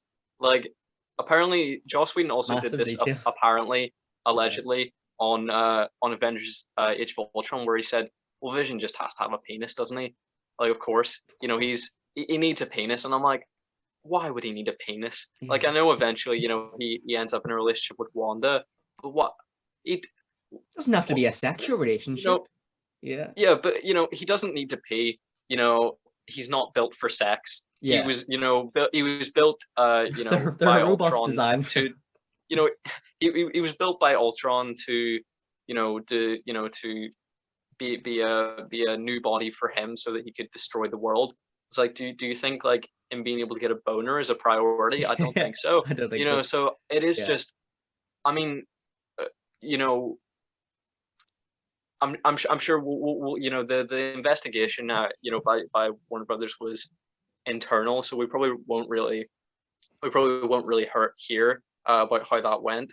But you know, Joss Whedon's behavior just sounds, you know, if everything is true, abusive, if you know what I'm confident happened is true, it's also just bizarre. Yeah. Like I'm definitely confident he was all about the penis, for sure. That's weird. Yeah, even with Joss Whedon, like there's something very kind of like sexual about the first Justice League film. Does that make sense? Like there's a lot of weird lingering shots that are uncomfortable. Yeah. You know, and you know, there's obviously the classic Joss Whedon trope of falling into a woman's cleavage in a film, which recently we had talked about a Joss Whedon Avengers and Justice League comparison, and there's a lot of scenes that are just classic Joss Whedon scenes, which are, well, they're not in here for a start, so obviously they're Joss Whedon scenes, but like, do you know what I mean? Like he's a director where I kind of feel like he's a one-trick pony, mate. I gotta be honest with you. I feel like he has his wheelhouse, and that is, you know, albeit like very successful films. The Avengers did incredibly well, but I don't think it was all because of Joss Whedon. The casting for a start was incredible. Like that wasn't Joss Whedon. Like Joss Whedon didn't really have an impact, you know, until that film, you know, until you'd think that film was announced. You know, he probably didn't have a role in picking Robert Downey Jr. or Chris Evans or anything. But yeah, I don't know, there's a classic Joss Whedon narrative of silly jokes and sexual jokes, and it's very old fashioned. He's yesterday's man, in my opinion, in terms of superhero movie direction. I think the genre's left him behind, and I think that's a good thing, to be honest with you. Yeah, because I think Buffy the Vampire Slayer is great. Firefly, I've heard, is great. The season of Agents of S.H.I.E.L.D. that he helped establish is the worst season of Agents of S.H.I.E.L.D. You know, season 1 is very difficult to watch, and the first 2 Avengers films are not good films. Callum, you know, in my opinion. You know what it is, mate? Like when people say, you know, I respect people say Buffy and Firefly are great. That was a long time ago, like, wasn't it? That was a while ago. Like I think he's like I was sort of like him, like an old football manager who used to be good, but the game's just left him behind. Like he's not what he used to be anymore, in my opinion, anyway. That's perfectly fair, I think. But you know, I am, as I said, glad for Ray Fisher, because for sure, mate, 100%. What was once a flat performance, presumably because of the reshoots, he is now able to, you know, bring the humanity within Cyborg to the forefront. And he's great. He's really good. And you know, one moment that we've mentioned before, Martian Manhunter's appearance, I did have to pause the film and for 3 to 4 minutes explain to my dad who Martian Manhunter was, and he was like, "Yeah, but is he the general, or did the general exist? And you know, did he take over his life?" I'm like, I don't know, Dad. It's like, I just know who the character is from the comics. I don't know information that they haven't said in the film. It's like, you know, like I know who Martian Manhunter is, so I can tell you that. I don't know, you know, whether I presume Calvin Swanwick was a person and then died, and then Martian Manhunter took over his life. I presume that's that situation. You know, it's not it's not that, you know, he's what he would look like if he wasn't green, in the way that, you know, Mystique is blue Jennifer Lawrence. You know, when she removes the fact that she's blue, she becomes Jennifer Lawrence. I don't think it's that when he removes the fact that he's green, he looks like you know, what's his name, Harry something, I don't Colonel remember. General Swanwick, you know. But I you know, and as I said, I unfortunately learned my dad's a bit of a talker when it comes to home viewing, and he was asking me a few questions, you know, throughout the film, and then I look over, this motherfucker's playing Candy Crush. I was like, Candy Crush? Like, 2014 called me. He saw. I want their apps back. Yeah, and he saw me on my phone, and I think he thought he saw me on my phone, but I was taking notes, and like I wasn't taking notes that often. Like I've taken a shit ton of notes, but I did them quite quickly while still looking at the screen. So I mean, I don't feel like I set a precedent there, but you know, you do you, I guess. Yeah, like You know what? go ahead. You go ahead. I was gonna say, like, we at the we at the Movie Mates channel, like sometimes we would watch movies with our family members, be it parents, siblings, whatever, and yeah, like I was watching a few films with my mom, and like she said, like, why are you on your phone for the film? I was like, you know, the notes don't write themselves. You know what I mean? Like this isn't just spontaneous conversation that we have on the channel here. These are I know it's not off dedicated. the dome anymore. These are This is dedicated English A-level standard notes, my friend. You know what I mean? We don't fuck about here. And I did used to write them down, you know, pen and paper. But you know, whenever I'm trying more to, you know, turn the lights off, watch it on the screen. So I like to immerse myself a bit more. So that's kind of impossible in the dark. I have written some in the dark, and it's been nightmarish. The one issue with going to the cinema is that you kind of don't enjoy the film as much because you're trying to keep notes in your head. Yeah, you know, you're like, oh, I need to remember this for later. You know, I wish that I'm pretty sure, you know, whenever you go to a press screening, you're allowed to write notes, but you'd feel like such a knobhead, like if you were just pulling that out in the Omniplex. Just people are just like, even if you weren't looking at these it, guys but think they are. Yeah, you know yeah, like in the Omniplex, you know, they have the night vision cameras. They just like this is worse than, you know, when people are like, you know, having sex. Yeah, in the back row. Yeah, like dude, like that's why I've been really hesitant to ever do that. Like get the notepad out or something, or something. Like one, my handwriting's bad, even if it's light. You know what I mean? Like even if it's daytime, I can barely read it. But even if it's dark, I definitely couldn't read it. But also just the societal view of someone taking out a notepad and pen in a cinema, which shouldn't be a big deal. Like if someone did that if I was in the screen, I'd just think, yeah, they're just into their movies or something, or they're just. I think it's the scratching noise would be the issue. Yeah, that's a good point as well. I didn't really think about that. Yeah, the scratch. Yeah, scratching noise. You know, so I mean, like I get it, but you know, you're not taking notes too often. But I still wouldn't risk it. To be fair, whenever we go to the Odeon, that's always dead. Yeah, it's my favorite cinema. It Like, is quite pricey. It's very pricey, but I just like the chairs. I'm not a huge fan of reclining chairs, mate. I gotta be honest with you. I love the Omniplex, No. but I've never been a big fan. The Odeon, they're just comfy chairs that sit back upright. They've got plenty of space for your goodies, your sweets, and your sodas. You know, it's a good time at the Odeon. You know, I quite like it. I quite like it. I like the legroom of the Omniplex. Would you see the Zack Snyder Justice League in a cinema? I'm not sure if I would now, given that I've already seen it. But if I just had the opportunity to go in fresh, I think I probably would. Yeah, to be honest, just because I would have loved to. Like that's sort of where I said before that, you know, could this have been considered a good movie? Because it wouldn't have been theatrically released. You know, if Zack Snyder, you know, was able to finish his vision and then deliver it to Warner Brothers, they would say, well, this is unreleasable, because you know, the success of a film is balanced with the, you know, critical and the commercial reception of it. You know, so I mean, it would be critically praised, you know, as it is being now, but I mean, no casual viewer would go to see a movie that has an intermission in it. You know, I like, if it was a movie I didn't, you know, passionately care about, you know, I wouldn't casually go to see, you know, a rom-com that was 4 hours long. I'd just say, yeah, I'll probably give this one a miss. Yeah, I think, mate, if I were going to have my personal version of hell, I think it would be someone to force me to sit down, like matchsticks over the eyes, watching like Gone with the Wind in the cinema. Like that would be bad. That would be real bad. Like, wouldn't it? I don't know. I feel like I would like Gone with the Wind was like an education in how to not make a film in 4.5 hours. Wasn't it? So I mean, I feel like for the, you know, for the sort of educational curiosity, I feel like I would see it in the cinema to like experience it as they would have. You know, if someone said you can go to like a 40s style theater, you know, it came out in 1939, but you know, like 40s style, you know, theater, you know, almost like the experience of going to like a 50s diner. You know, if you could go to an authentic experience, watch Gone with the Wind. Thankful, like it actually does have an intermission that like plays for a full 10 minutes. It's like, and I was rubbing my hands with delight because I was like, thank God that's 10 more minutes of runtime I don't have to watch. Yeah. You know, I was able to just leave and be like, Jesus Christ, that's a mess. So I mean, if I could actually experience that, I'd probably do it. I know. I'd like to see with the really uncomfortable scenes, given that that's pretty much the whole movie, like other people's reactions to it, just to see like, oh, wonder But what this then person. what if you were just surrounded by racists who were like loving it? Yeah, then you'd be. Yeah, dude. Like it depends what That's what I'm audience saying. that's bringing in. Like whether it's Personal people who are hell. like, yay, the slave owners are falling in love, woo.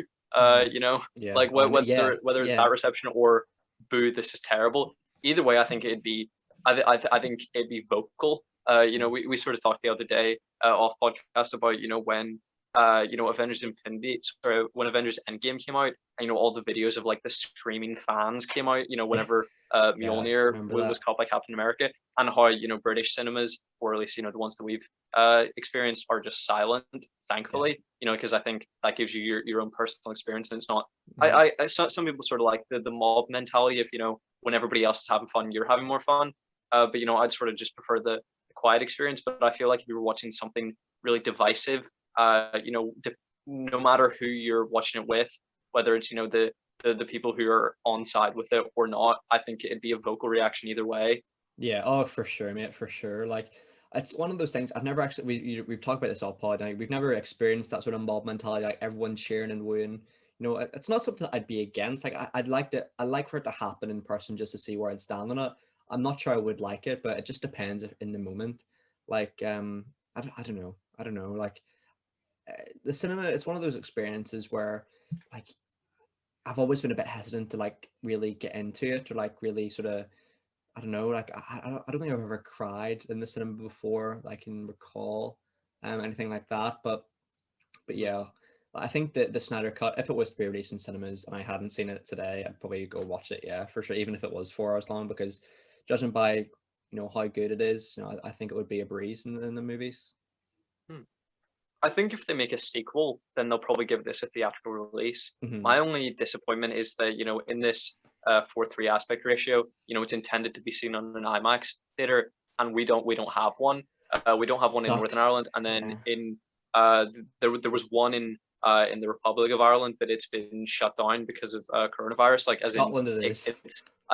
it's gone. They Oh haven't just shit. like closed it, like they like shut Forever it just. down. Yeah, forever. It was Cineworld, and I think that company's just crumbled because of the pandemic. So I mean, that's a real shame. So I mean, I think if something was really worthwhile, like I did when the Inhumans episode 1 and 2 came out, I did want to go and see it down in Dublin, but my dad said, "Oh, it's not worth it," and Yeah. I was like, fair, okay, Fair. I'll wait for it to come out. But I Yeah. think if the right movie came along and it was really worthwhile, I'd probably like get the ferry over to I Scotland. think if a Doctor Strange Multiverse of Madness, just with the fact that it's Sam Raimi and it's a Doctor Strange film, which is obviously gonna have amazing visuals, I would definitely consider going over to Scotland and seeing it in IMAX. Like, to be honest with you. Lad's Holiday. I mean, Yeah. it's coming out, I think, in Yeah. February of Birthday 2022. treat. February, it's February or March. So I mean, we'll both not be at university. So I mean, I know. maybe it's the right time. Absolutely, mate, absolutely. Getting back to the Snyder Cut, if we have to, If we have to. the trend of Zack Snyder continues, of him spoiling big moments in his trailer. We saw it with Batman vs Superman, Doomsday. where they spoiled the appearance of Doomsday, and here it was actually the death of Silas Stone, which is, I can't believe they did that, because like it's one thing to be like, we were all like, yeah, Batman and Superman are definitely going to team up to fight a bigger threat, and really a better ending to that film would have been Lex in like an exosuit. I think that would have been an Really, yeah. improvement. If he had one capable of fighting the two of them at the same time. And then Wonder Woman is a weird inclusion in that scene. Like, I don't know if when did you last see Batman vs Superman? What was a couple of years ago, mate? So it was. I look Like, back. That's crazy. It was 5 years weird. ago. Yeah, that film. Yeah, like when you watch it, like Wonder Woman feels out of Out of place. place. Yeah. Doomsday feels out of place in the movie.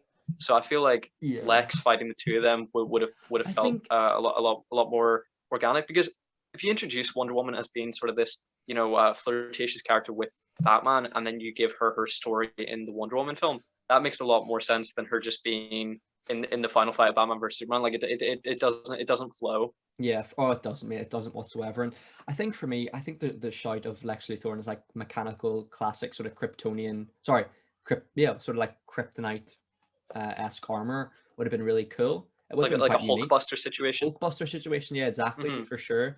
I think it would have been really, really good, because in that, with the use of kryptonite in that film, that would be an easy excuse to take on both of them at the same time, I suppose. But I mean, one thing, yeah, Yeah. Zack Snyder loves to spoil big things in his movies. Maybe that's because he feels like he has bigger things on the horizon in the films, that like you know your Martian Manhunters, or like that well, he did spoil that himself in an essence as well.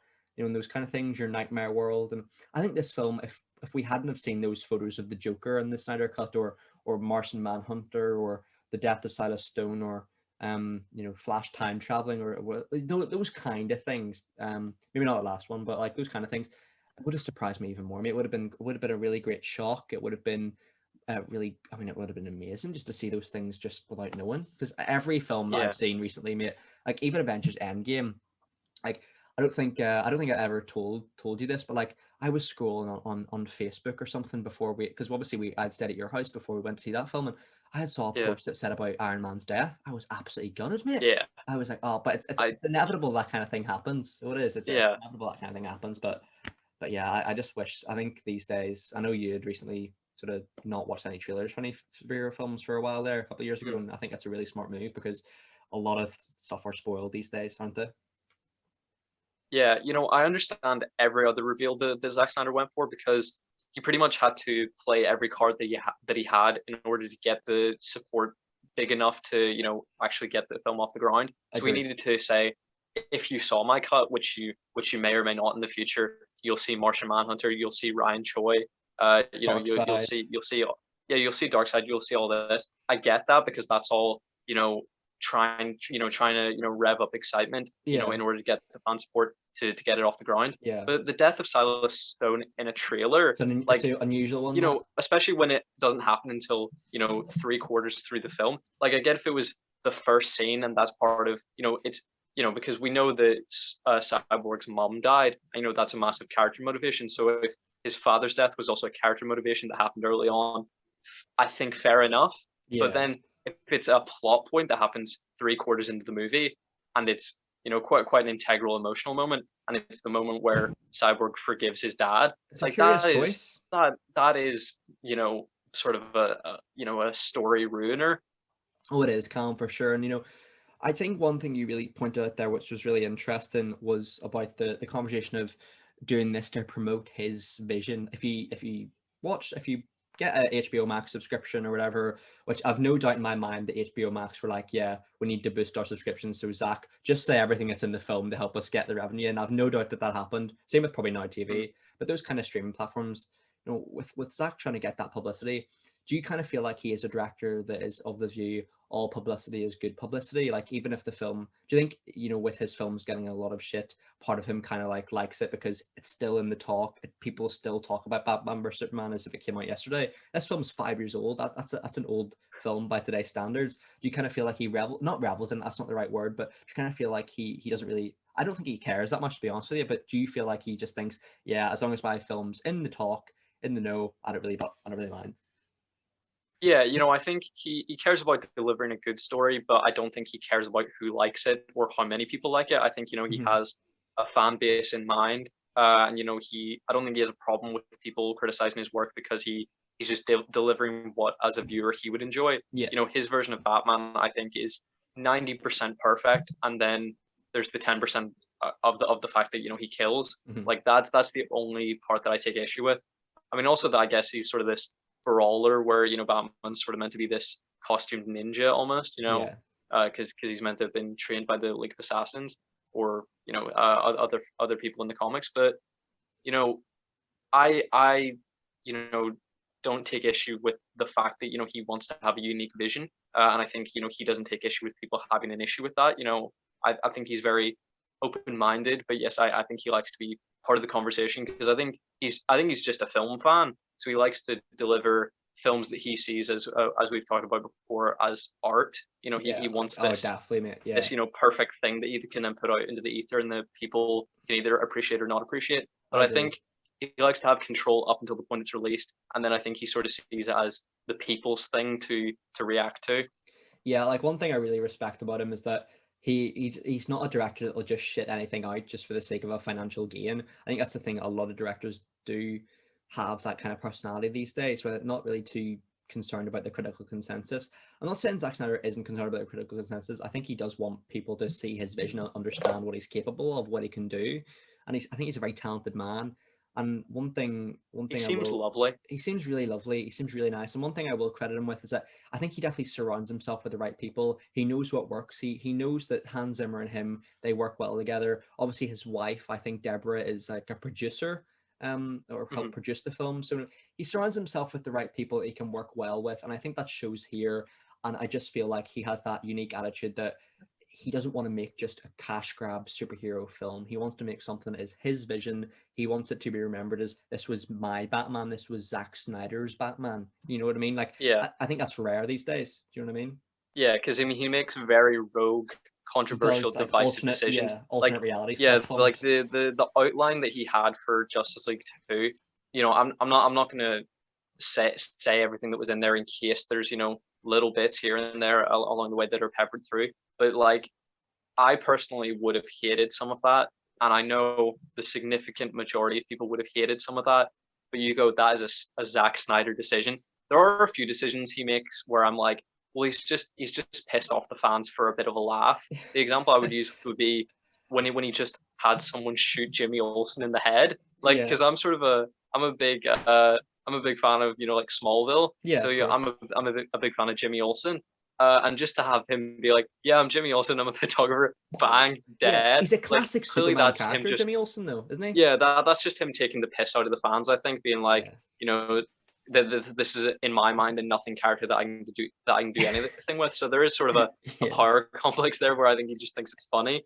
But you know, some of the weird rogue decisions are not for me. And you know, I think it is sometimes weird when, you know, as I said, this is the shared universe.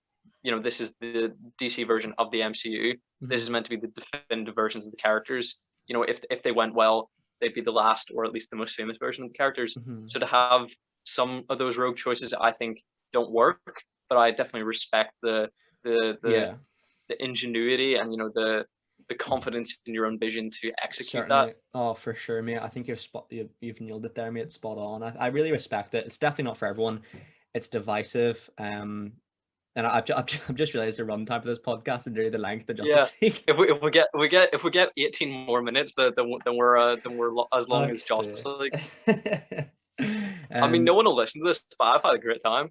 I've had a great time as well, mate. It's been a classic Movie Mates episode. It brings you back to the old days of the superhero films that we started with. You know what I mean? Back in our youth, in our 17-year-old selves.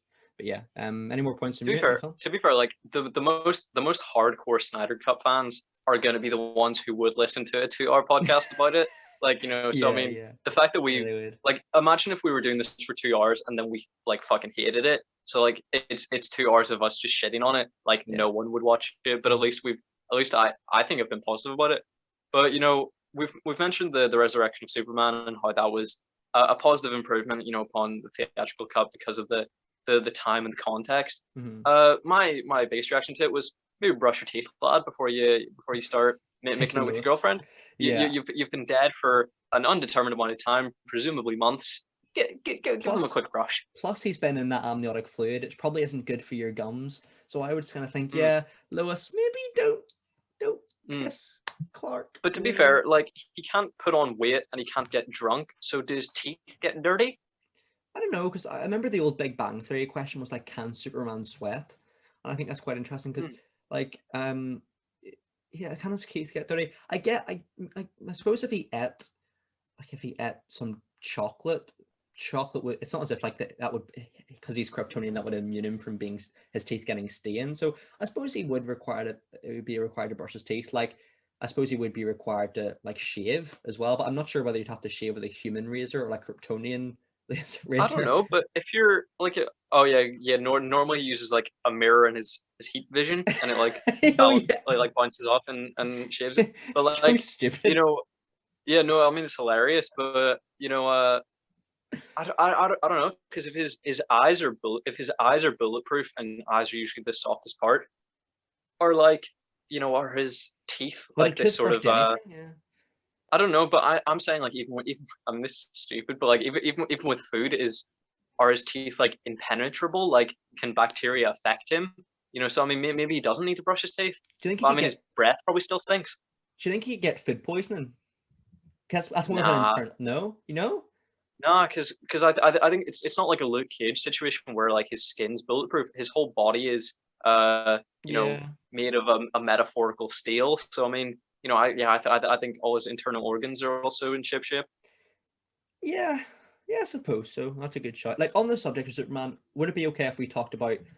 We sort of mentioned at the start of the podcast about the new Superman. Yeah. Do you think, obviously, given the context of this film, let's say this film's made canon, do you think they could sort of open up the door? Yes, there is a multiverse here. We've got this non-white Superman. I for a start, I think that's a really good idea. I think it helps. It just helps refresh the character. It breathes more life into the genre, and I think Eli Gorey, Michael B. Jordan, would be really interesting. Like especially Michael B. Jordan. Like obviously with the Creed films, he knows how to lead a movie. He knows how to be the star. He's been in comic book films before. I think he's a perfect choice, mate. If he's playing, it depends on I think a couple of factors. If he's playing Clark Kent, I don't think Michael B. Jordan works. I He's don't too think he can handsome. play. You're right.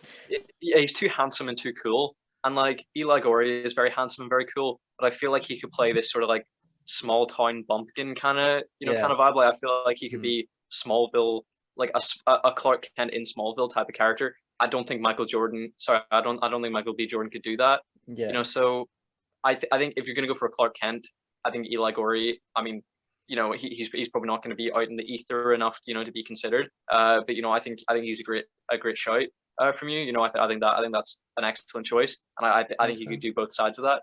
But if you're going to go with an alternative character who is also the mantle of Superman, yeah, I think that opens a lot of doors. I think with the Flashpoint movie, you can make all of this, or it's not Flashpoint, but the Flash Yeah, I movie, get you. you can make all these universes within the multiverse canon.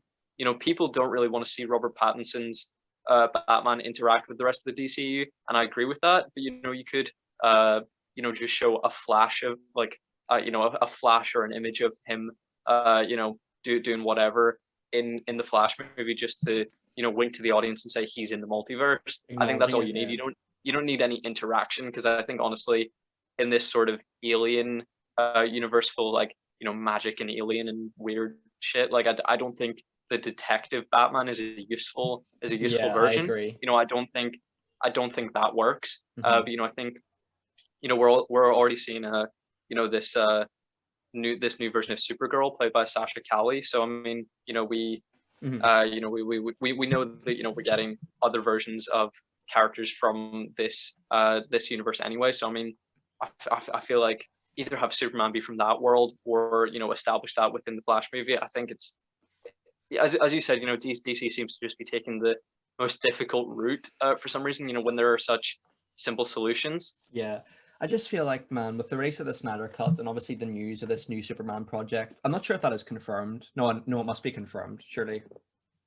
It was confirmed through I think the Hollywood Reporter or Deadline. Mhm. So it's not. We haven't had official word from DC, but those are some of the most reliable trades. Yeah. So I believe it. Dude, I just feel like with the release of this film, the hard work that both Snyder and the hardcore fans are putting into getting this, campaign for release, I just feel like it's just put a breath of fresh air into the genre. It's certainly done that way for me. But it just in the last couple of months, obviously, we've reviewed a lot of films that aren't necessarily comic book films. And obviously, the genre's been a bit stale recently since Endgame come out for me. I just feel like no real film has really hit that zenith of the excitement or anything like that. Obviously, with the I mean, it's been Birds of Prey, isn't that? It's yeah, not it. yeah, Birds of Prey and suppose Wonder Woman and Far From Home, really the only Oh yeah, I films. But I mean, suppose. even those films, I just feel like I don't know how to describe it, but I just feel like the genre was getting a little bit stale. Every sort of film felt kind of the same, and I just feel like this film has just had a big breath of fresh air, man, for the whole genre. I feel like it's revitalized a lot of things, and I just feel like I think Zack Snyder should be really proud, to be honest with you, man. I think he really did a really great job here, and I think it definitely has really good potential for a sequel or something like that. You know, Yeah, I'm sorry I keep derailing this with more things to say, but I'm still not done. it's right. We'll get to the 2 hour runtime, mate. We'll get it. Yeah, 11 more yeah. minutes, mate.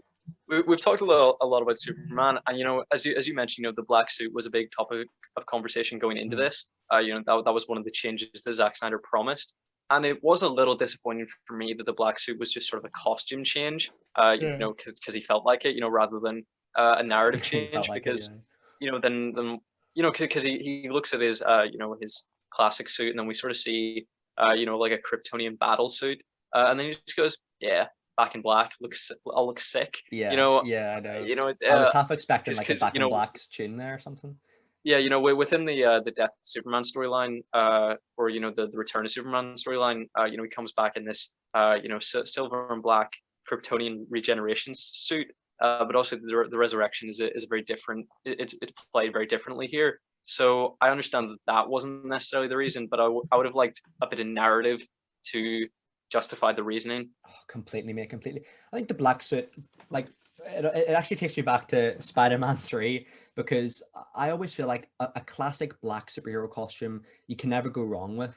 For me, that's why I always find like the Raimi's the Raimi film Spider-Man 3 to be like, it's such a, because that obviously the Spider-Man super and Superman costumes share very similar colors, like, well, the same colors. I think the fact anything different from that, be it like the black costume, it just makes it pop. It just make, which is weird given that it's black is the absence of color of anything. You know what I mean? I just think it's just a fantastic sort of dark version of it.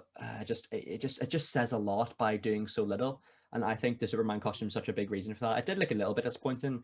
Maybe the context of it's a Yeah, little bit more disappointing than the actual look. I think it looks cool, but that being said, it just the classic black superhero costume has always worked for me, mate. It's a classic look where like the superhero has to do something darker, has to go undercover or something. It's kind of why I like the Captain America Winter Soldier look, not the Winter mm, Soldier, but like his yeah, stealth yeah, costume a little bit darker. yeah. I really like that when it appeared in Endgame. I thought it really suits Cap, and I don't know. I just feel like those kind of slight costume changes, it's also part of the reason why I'm kind of had a little bit of a disliking for the constant costume change in the MCU. Back in the day with the old superhero films, like you'd never see sort of I mean, I get Raimi changed the Spider-Man costume a little bit, but there was no drastic Yeah. changes in either that or the X-Men costumes. Now with all the MCU films, I just feel like new costume every film just for the sake of selling toys or posters. Just stick with the same costume. It makes more sense. The original ones look cool.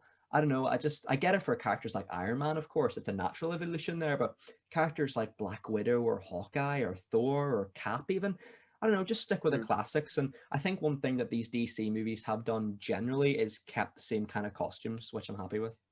Yeah, we could maybe do a costume video. Like I think we Yeah, I think we get so. something out of this. Like I think if we so. talked about every principal MCU character That's and a tier list, mate, I think. Could be rated a tier their list. best costumes. Because Yeah. like Hawkeye, I think peaked in Avengers: Age of Ultron. With the sort of purple trench coat kind of look. Like I thought that was great. Yeah, I quite liked But him in Civil Spider-Man, War. I Yeah. don't think has had a good costume yet. We sort of saw the behind the scenes of Captain America: Civil War.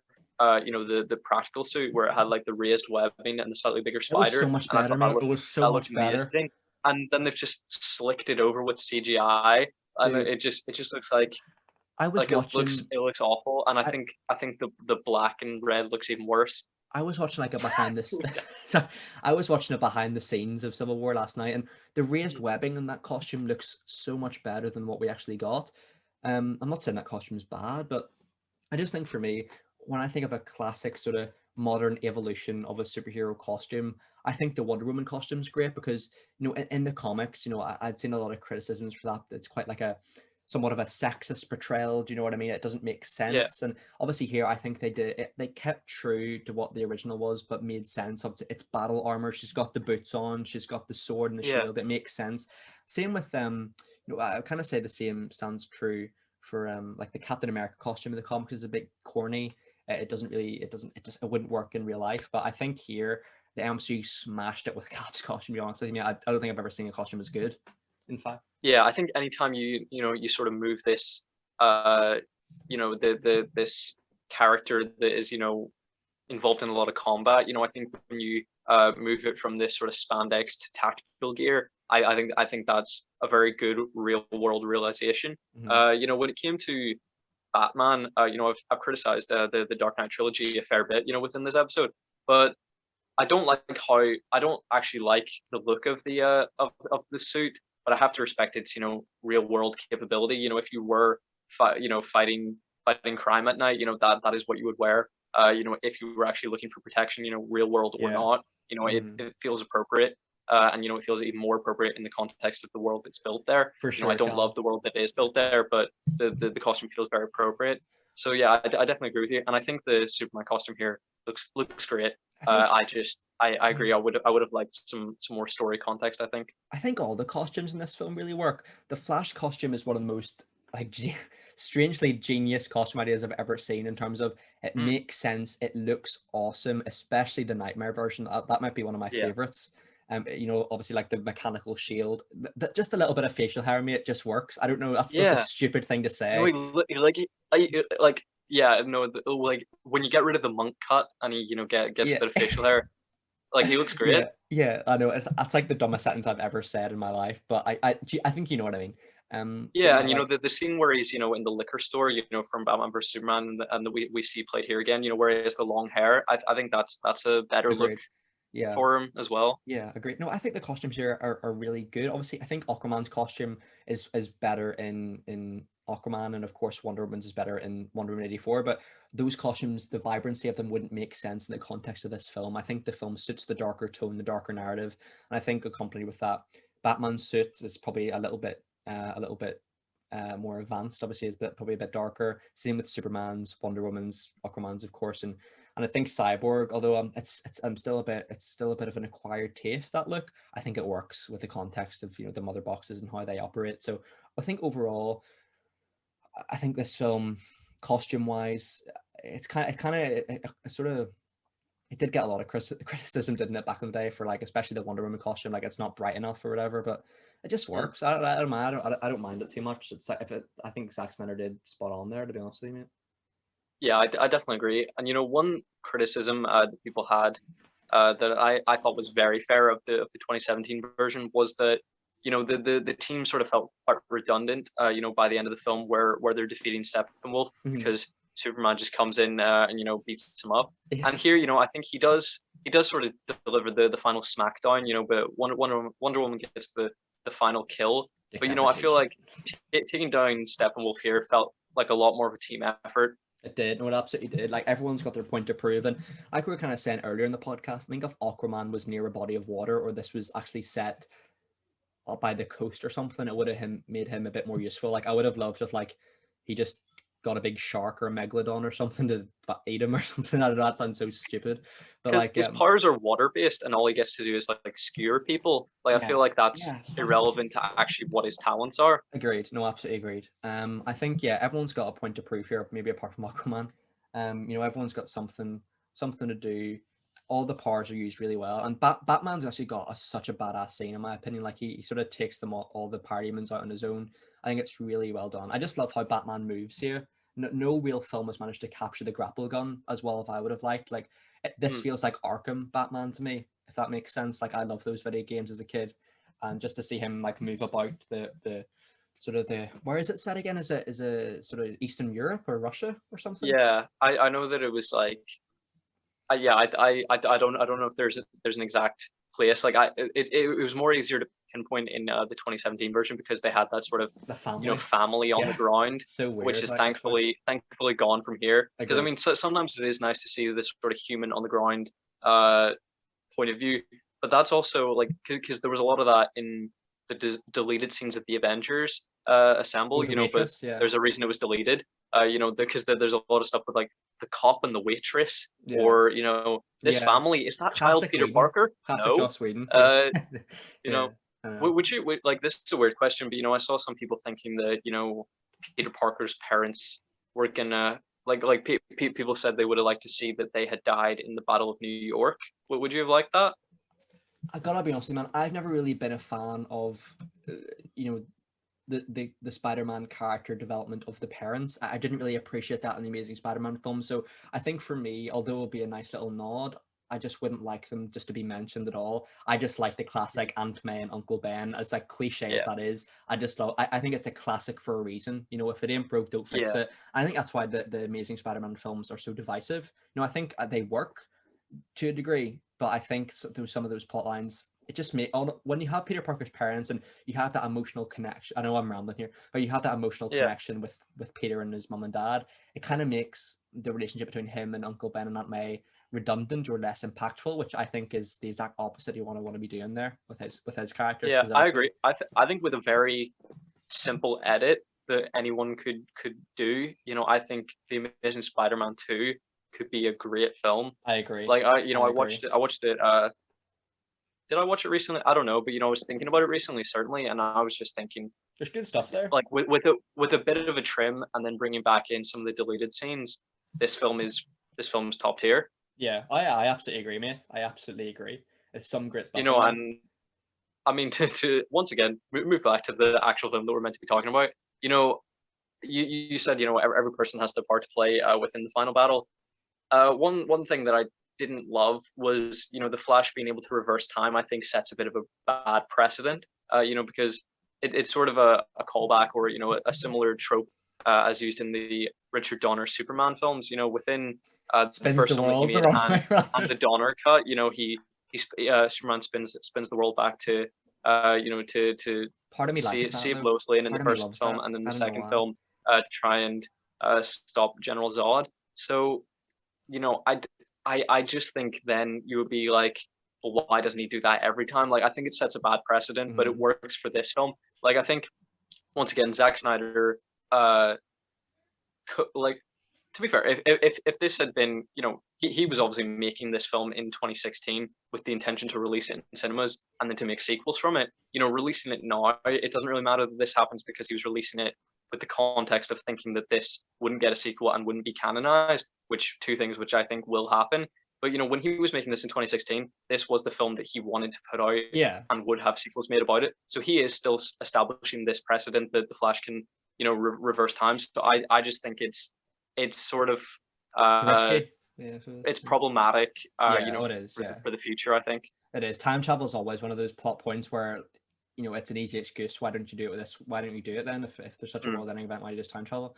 It's a problematic plot inclusion. You're right. You're definitely right there. We see, Clark is back, not only as Superman, but as Clark Kent. And I just feel like there's no way for him to return to his everyday life without everybody knowing that he's Superman. Because, in Batman vs. Superman, he was there's an obituary for Clark Kent, like he's officially declared dead, on the same day that the Doomsday fight happened. So I feel like he can't just be like clocking in at the Daily Planet, just like, good to see you, good to see you, Harry. Yeah, calling into work, It does. It makes it impossible for that. And it makes me think we might not get a Man of Steel 2, to be honest with you, which is a bit disappointing, but yeah, like I do agree. Well, Henry Cavill has pretty much been fired under the table, it seems. Yeah, it's a bit of a pity because I quite like him as Clark Kent, to be honest with you, mate. I think he really works.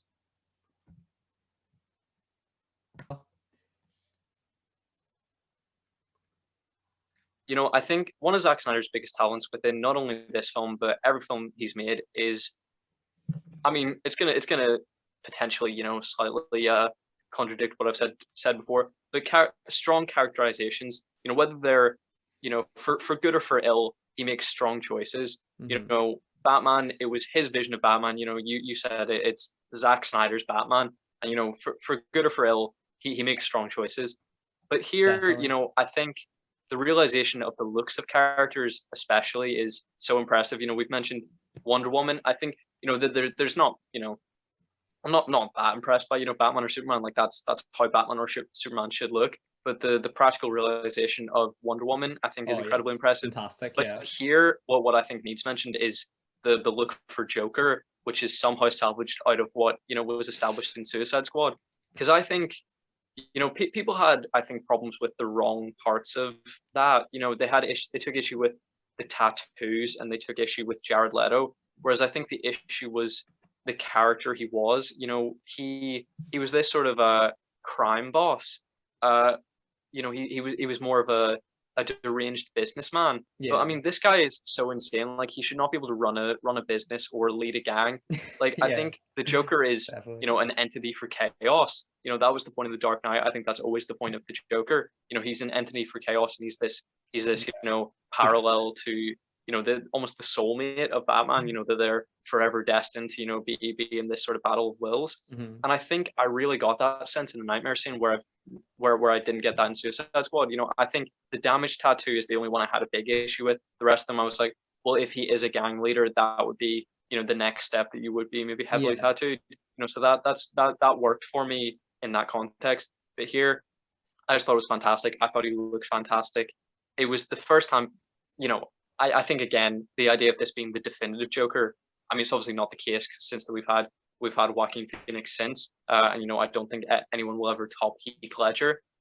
You know, I think, you know, but for the film to recognize this as being the definitive Joker is maybe not to my liking, but in this pairing, I saw that relationship I of agree. the yin and yang. I agree, mate. I think that's a really spot on interpretation of it, and I think yeah, the look they've managed to salvage what was a pretty underwhelming look of the Joker. To no, like I remember the Snyder cut photos that I think they had him with like a crown of thorns, and Zack Snyder's definitely into his religious imagery, so he is. So I just think the look is fantastic. It's like it is a nice mix of both Ledger and Phoenix. I think in terms of like he's Yeah. got the Phoenix makeup, but he's kind of got the messy, the ledgery hair and the look of Ledger, sort of the Mhm. movements. So I think it's a really great mix. And Jared Leto, to be honest, I think he's kind of I'm not convinced on his Joker like voice or just the way he presents himself as a Joker, but I did buy the Joker Batman relationship. Like with that small scene, you clearly got a sense of this chaotic history between the two. Obviously, they had murdered Robin and those kind of things, so you kind of get those kind of those subtle undertones of there's something left unanswered here. Do you know what I mean? There's Mhm. stuff going on behind closed doors or those kind of things. So I just had sorry. Yeah, So I just had a few questions to ask you, you know, before we wrap this up. of course, mate. Uh, you know, this film was obviously very different. I mean, my dad felt the need to interject a few times throughout. Like, I don't remember any of this, and I'm like, Dad, it's twice the length of it. Of course, you don't remember any of this. Like, you know, like an hour in, he was like, I just don't remember any of this, and I'm like, well, Yeah. pretty much the only thing that actually stands from the theatrical cut in the first hour is the meeting between Batman and Aquaman, and then the assault on the Amazons. Like, that's it. Everything else is Mhm. different. So I was like, yeah, obviously, you know. But I wanted to ask you, because it's such a different film, what was your favorite change That's a really or good question. difference to be accurate? Because this was filmed first, of course. So what was your favorite difference between the two? I think for me, it was the inclusion of Darkseid and just fleshing the villains out more. Like having a good villain is like if you don't have a good villain for a comic book film, you may as well not be even like in the talking for a good comic book film. Like a villain is so important, so important. And obviously the MCU had criticism for having weaker villains. I think they've improved upon it recently really well. But I think here Steppenwolf was really greatly improved. Darkseid was incredible, and I think that was my favorite difference, mate. To be honest with you, what about yourself? For me, it was the mustache, Was because yeah, whenever I was was that yeah. actually in the cinema with Henry Cavill's massive face projected onto the wall, Big I was face. just like, it felt so surreal because I'm like, is this actually happening?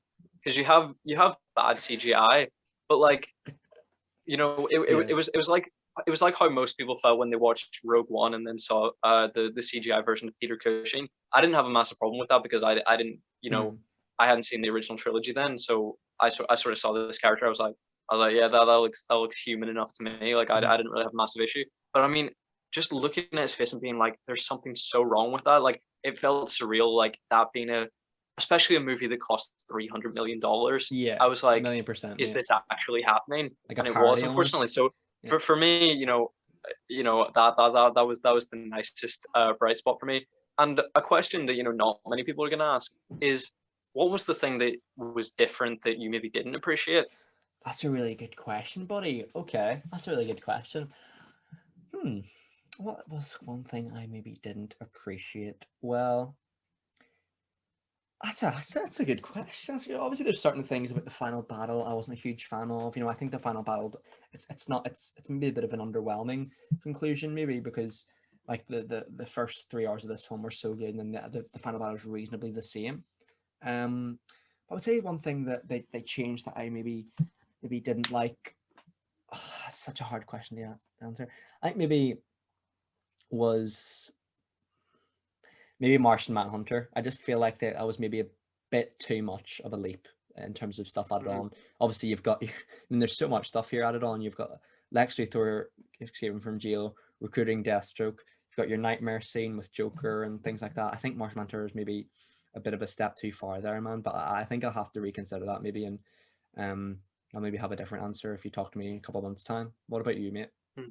There is two for me. So the first would be the removal of Sigrid's rendition of Everybody Knows. Yes. Because yes. that was, for That's a good me, shout. by far the best part of the 2017 version. You know, in the moment where the lyric says, you know, everybody knows the good guys lost. And, you know, I had really liked Batman vs Superman, and you know that line really hit me because you know I said in a review, I was 100%. like, yeah, they did, you know, because like you know they won the fight, but at what cost? You know, they lost this great hero. So you know I thought that was very poignant, and it felt very Zack Snyder, and I was very surprised that that was well actually one of the additions of Joss Whedon. So I knew going into this that wouldn't be here because that was a Joss Whedon scene, but I don't know. Sorry, yeah, it was a Joss Whedon scene, but it felt the song at least felt Mate, very authentically Snyder, especially with you know Zack Snyder loves Hallelujah by Leonard Cohen, but here you know we have a sort of piano slash a cappella rendition in the credits. So I mean that feels definitely as much like a Zack Snyder thing as that Hallelujah does. And the second thing would be Steppenwolf's fate, you know, because in this version of the film we see that you know Wonder Woman beheads him.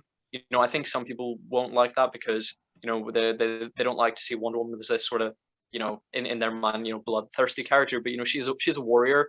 You know she killed Ares, so I mean beheading Steppenwolf it feels appropriate to me. But I don't know. There was something about the fact that you know we know that the parademons were humans or you know aliens from other Earths that you know have been transformed into parademons, and I really liked in the original one where it was because Steppenwolf is this sort of sniveling underling who's sort of like you know desperate to you know prove himself to Darkseid and you know to get out of this life debt of 50,000 worlds. So it felt very right to me in the original that it was his fear of failure that then the parademons smelt and then they took him away and I like that as killed well. him. Poetic justice. I really like that, you know, because you know he's even more of this sort of scared sniveling character in this film because he's sort of you know sucking up to Darkseid for most of it. You know he's like oh my lord Darkseid, let me get nude for you. So I mean it felt even more appropriate that in the moment where he knew he was going to lose that he would get that you know rush of fear of failure and then the parademons would go after that. I don't know that felt really right to me. I think so, mate. It's a really nice bit of poetic justice there, isn't it? And it's I think this film, that one thing that wasn't included in the 2017 version is that it gives the explanation of the parademons were souls that sort of Darkseid has taken over once he's terraformed the earth or made it or something to that degree. So I think it's a really nice inclusion. It's almost justice for them in a sense as well. So I think that's it. Yeah, it's a really good shout, mate. Really good shout. Yeah, I wanted to ask you, who was your favorite character, action-wise and character-wise? I think, that's a good question. I think action-wise, I think we know it's not Aquaman. No, it's definitely not Aquaman. I think action-wise, it's probably a Batman here, actually, surprisingly. I think Batman has some really fantastic scenes here. I've sort of mentioned, obviously, with the Batmobile, but also just the way he moves. He's got more to do other than just shoot lasers. You know, he's fantastic here. And I think character-wise, I actually really thought Jeremy Irons as Alfred was really a bright spot here. He's got a bit more to do. I think he's a pleasant really addition. And obviously when Superman's like, I believe you're Alfred, and then he just calls him Master Kent. I don't know. I thought it was really sweet. I thought it was really nice. What about you, mate? You know, I think action-wise, it's probably Wonder Woman. You know, I thought good shout. A lot of hers is sort of speed-based, and you know, a lot from the trailer. I thought maybe the CGI wasn't just there yet, but I think that was just that it was incomplete. So you know, everything that she's involved with in this film is incredible. You know, I think all of her action is high-paced, high stakes, and you know, I thought that was just incredible. And then my favorite character is Batman. Like Batman and Batman and Spider-Man are like my guys. Like those are the ones that you know have been my favorites. I mean, that's sort of you know a basic, I guess, decision. You know, sort of you know, two basic ones to gravitate towards. You know, they're kind of like the starter characters. But I don't know. I just have such a deep devotion to both of those characters. Yeah. And Batman will always be my guy, which is kind of why the Dark Knight trilogy disappoints me. I don't know, because I feel like it betrays what I view of the character. You know, but in this film, it just felt so authentically Batman, except the fact that he doesn't really care that his secret identity keeps getting out there. You know, he doesn't seem to give a shit. But you know, I guess, you know, they're under a bigger threat than the idea, you know, because I suppose he's seen you know, the nightmare realm. So I mean, he knows what's possible if they don't succeed. So I guess it's very low on his list of priorities. You know, this film doesn't actually have a lot of Batman. It's a lot of Bruce Wayne. You know, he's the I recruiter, like that. and Yeah, he's sort of the face of it. And I love that so much. You know, the line where he says that, you know, his superpower is being rich. You know, it sort of came off as kind of cringy in the theatrical, but here you see that he's using his wealth to, you know, to the best possible use. You know, it's an important he's asset. making, you know, he's saving the world using his money, really. Yeah, You know, in order to recruit all these people.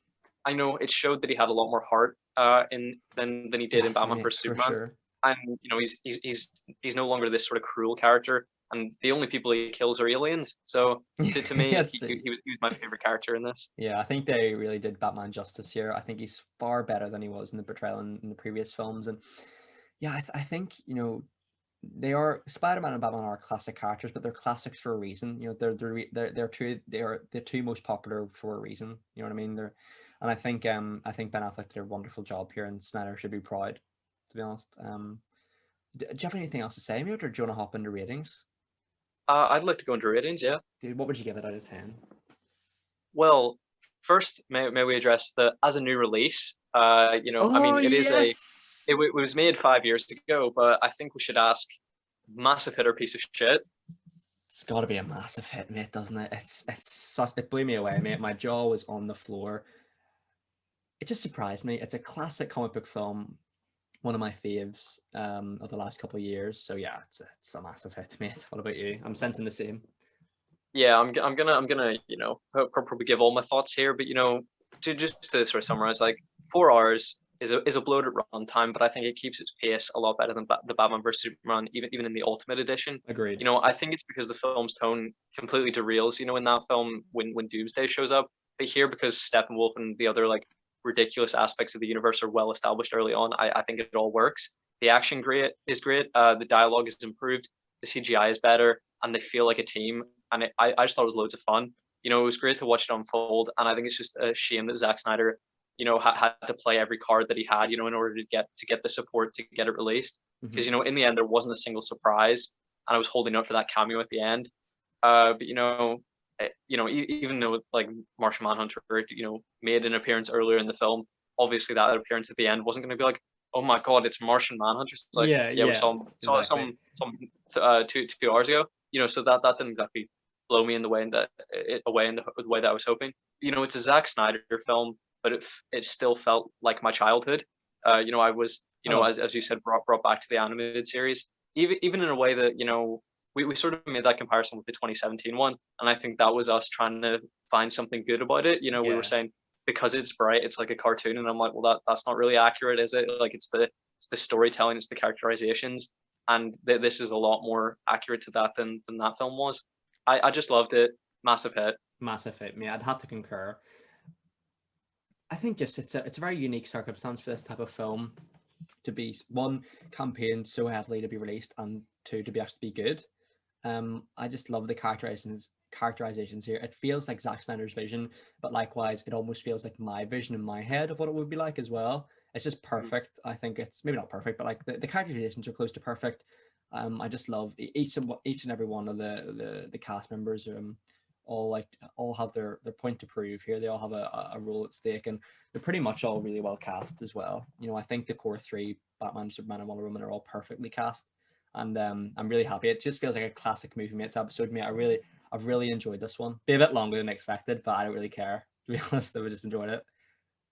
Yeah, I think the hardcore fans of not us, but of the Snyder Cut will want to hear a longer discussion. So I mean, we may even Fingers crossed. get some new people. I have checked out the stats, and apparently, 88% of our audience is non-subscribers. So if any of them have come today, make sure to subscribe. Please do. Please do. Please. Yeah, please do. But yeah, this will probably be added to definitely be added to our podcast playlist, our superhero films playlist, and then probably our must-see Movie movie. mates. Yeah, for sure. And yeah, as I said, our link for our previous discussion of the Snyder Cut a year before it was released, when it was announced. Check that out as well, because I'd imagine we probably have some contrasting opinions to what was actually brought to us on screen. Yeah, So because yeah, I was sort of saying to myself, like, you know, it can't be I thought it was pretty much going to be as good as Batman vs Superman. Massive improvement on the original Justice League, For sure. but would that really amount to a good film? And it did. Mhm. You know, and that sort of took me by surprise, because I thought it would be perfectly enjoyable, but rife for criticism. And it's not. You know, like there are a few tiny nitpicks, I think, and you know, maybe we've talked about that. I feel like, you know, we've probably talked about the nitpicks longer than we needed to, but that's because we've talked about the film longer than we needed to. You know, so I think There's a lot going people on it might though. think It's a long that we film. liked it less than we actually did, Yeah, but you know, I loved it. I loved it too, mate. Well, listen, mate, thanks very much for today. Appreciate it. It's been a really, really Thank fun you. chat. And yeah, as Callum said, if you're new here to the channel, please be sure to like and subscribe and comment your thoughts in the Snyder Cut down below. We're also going to be reviewing Falcon Winter Soldier, the premiere, which just aired today. We're recording this on the 19th of March, so check that out as well. Probably be uploaded the day after this. So yeah, hope you guys are all well. Be family and friends are all safe and well too. Take care, everyone. Bye bye. Bye bye.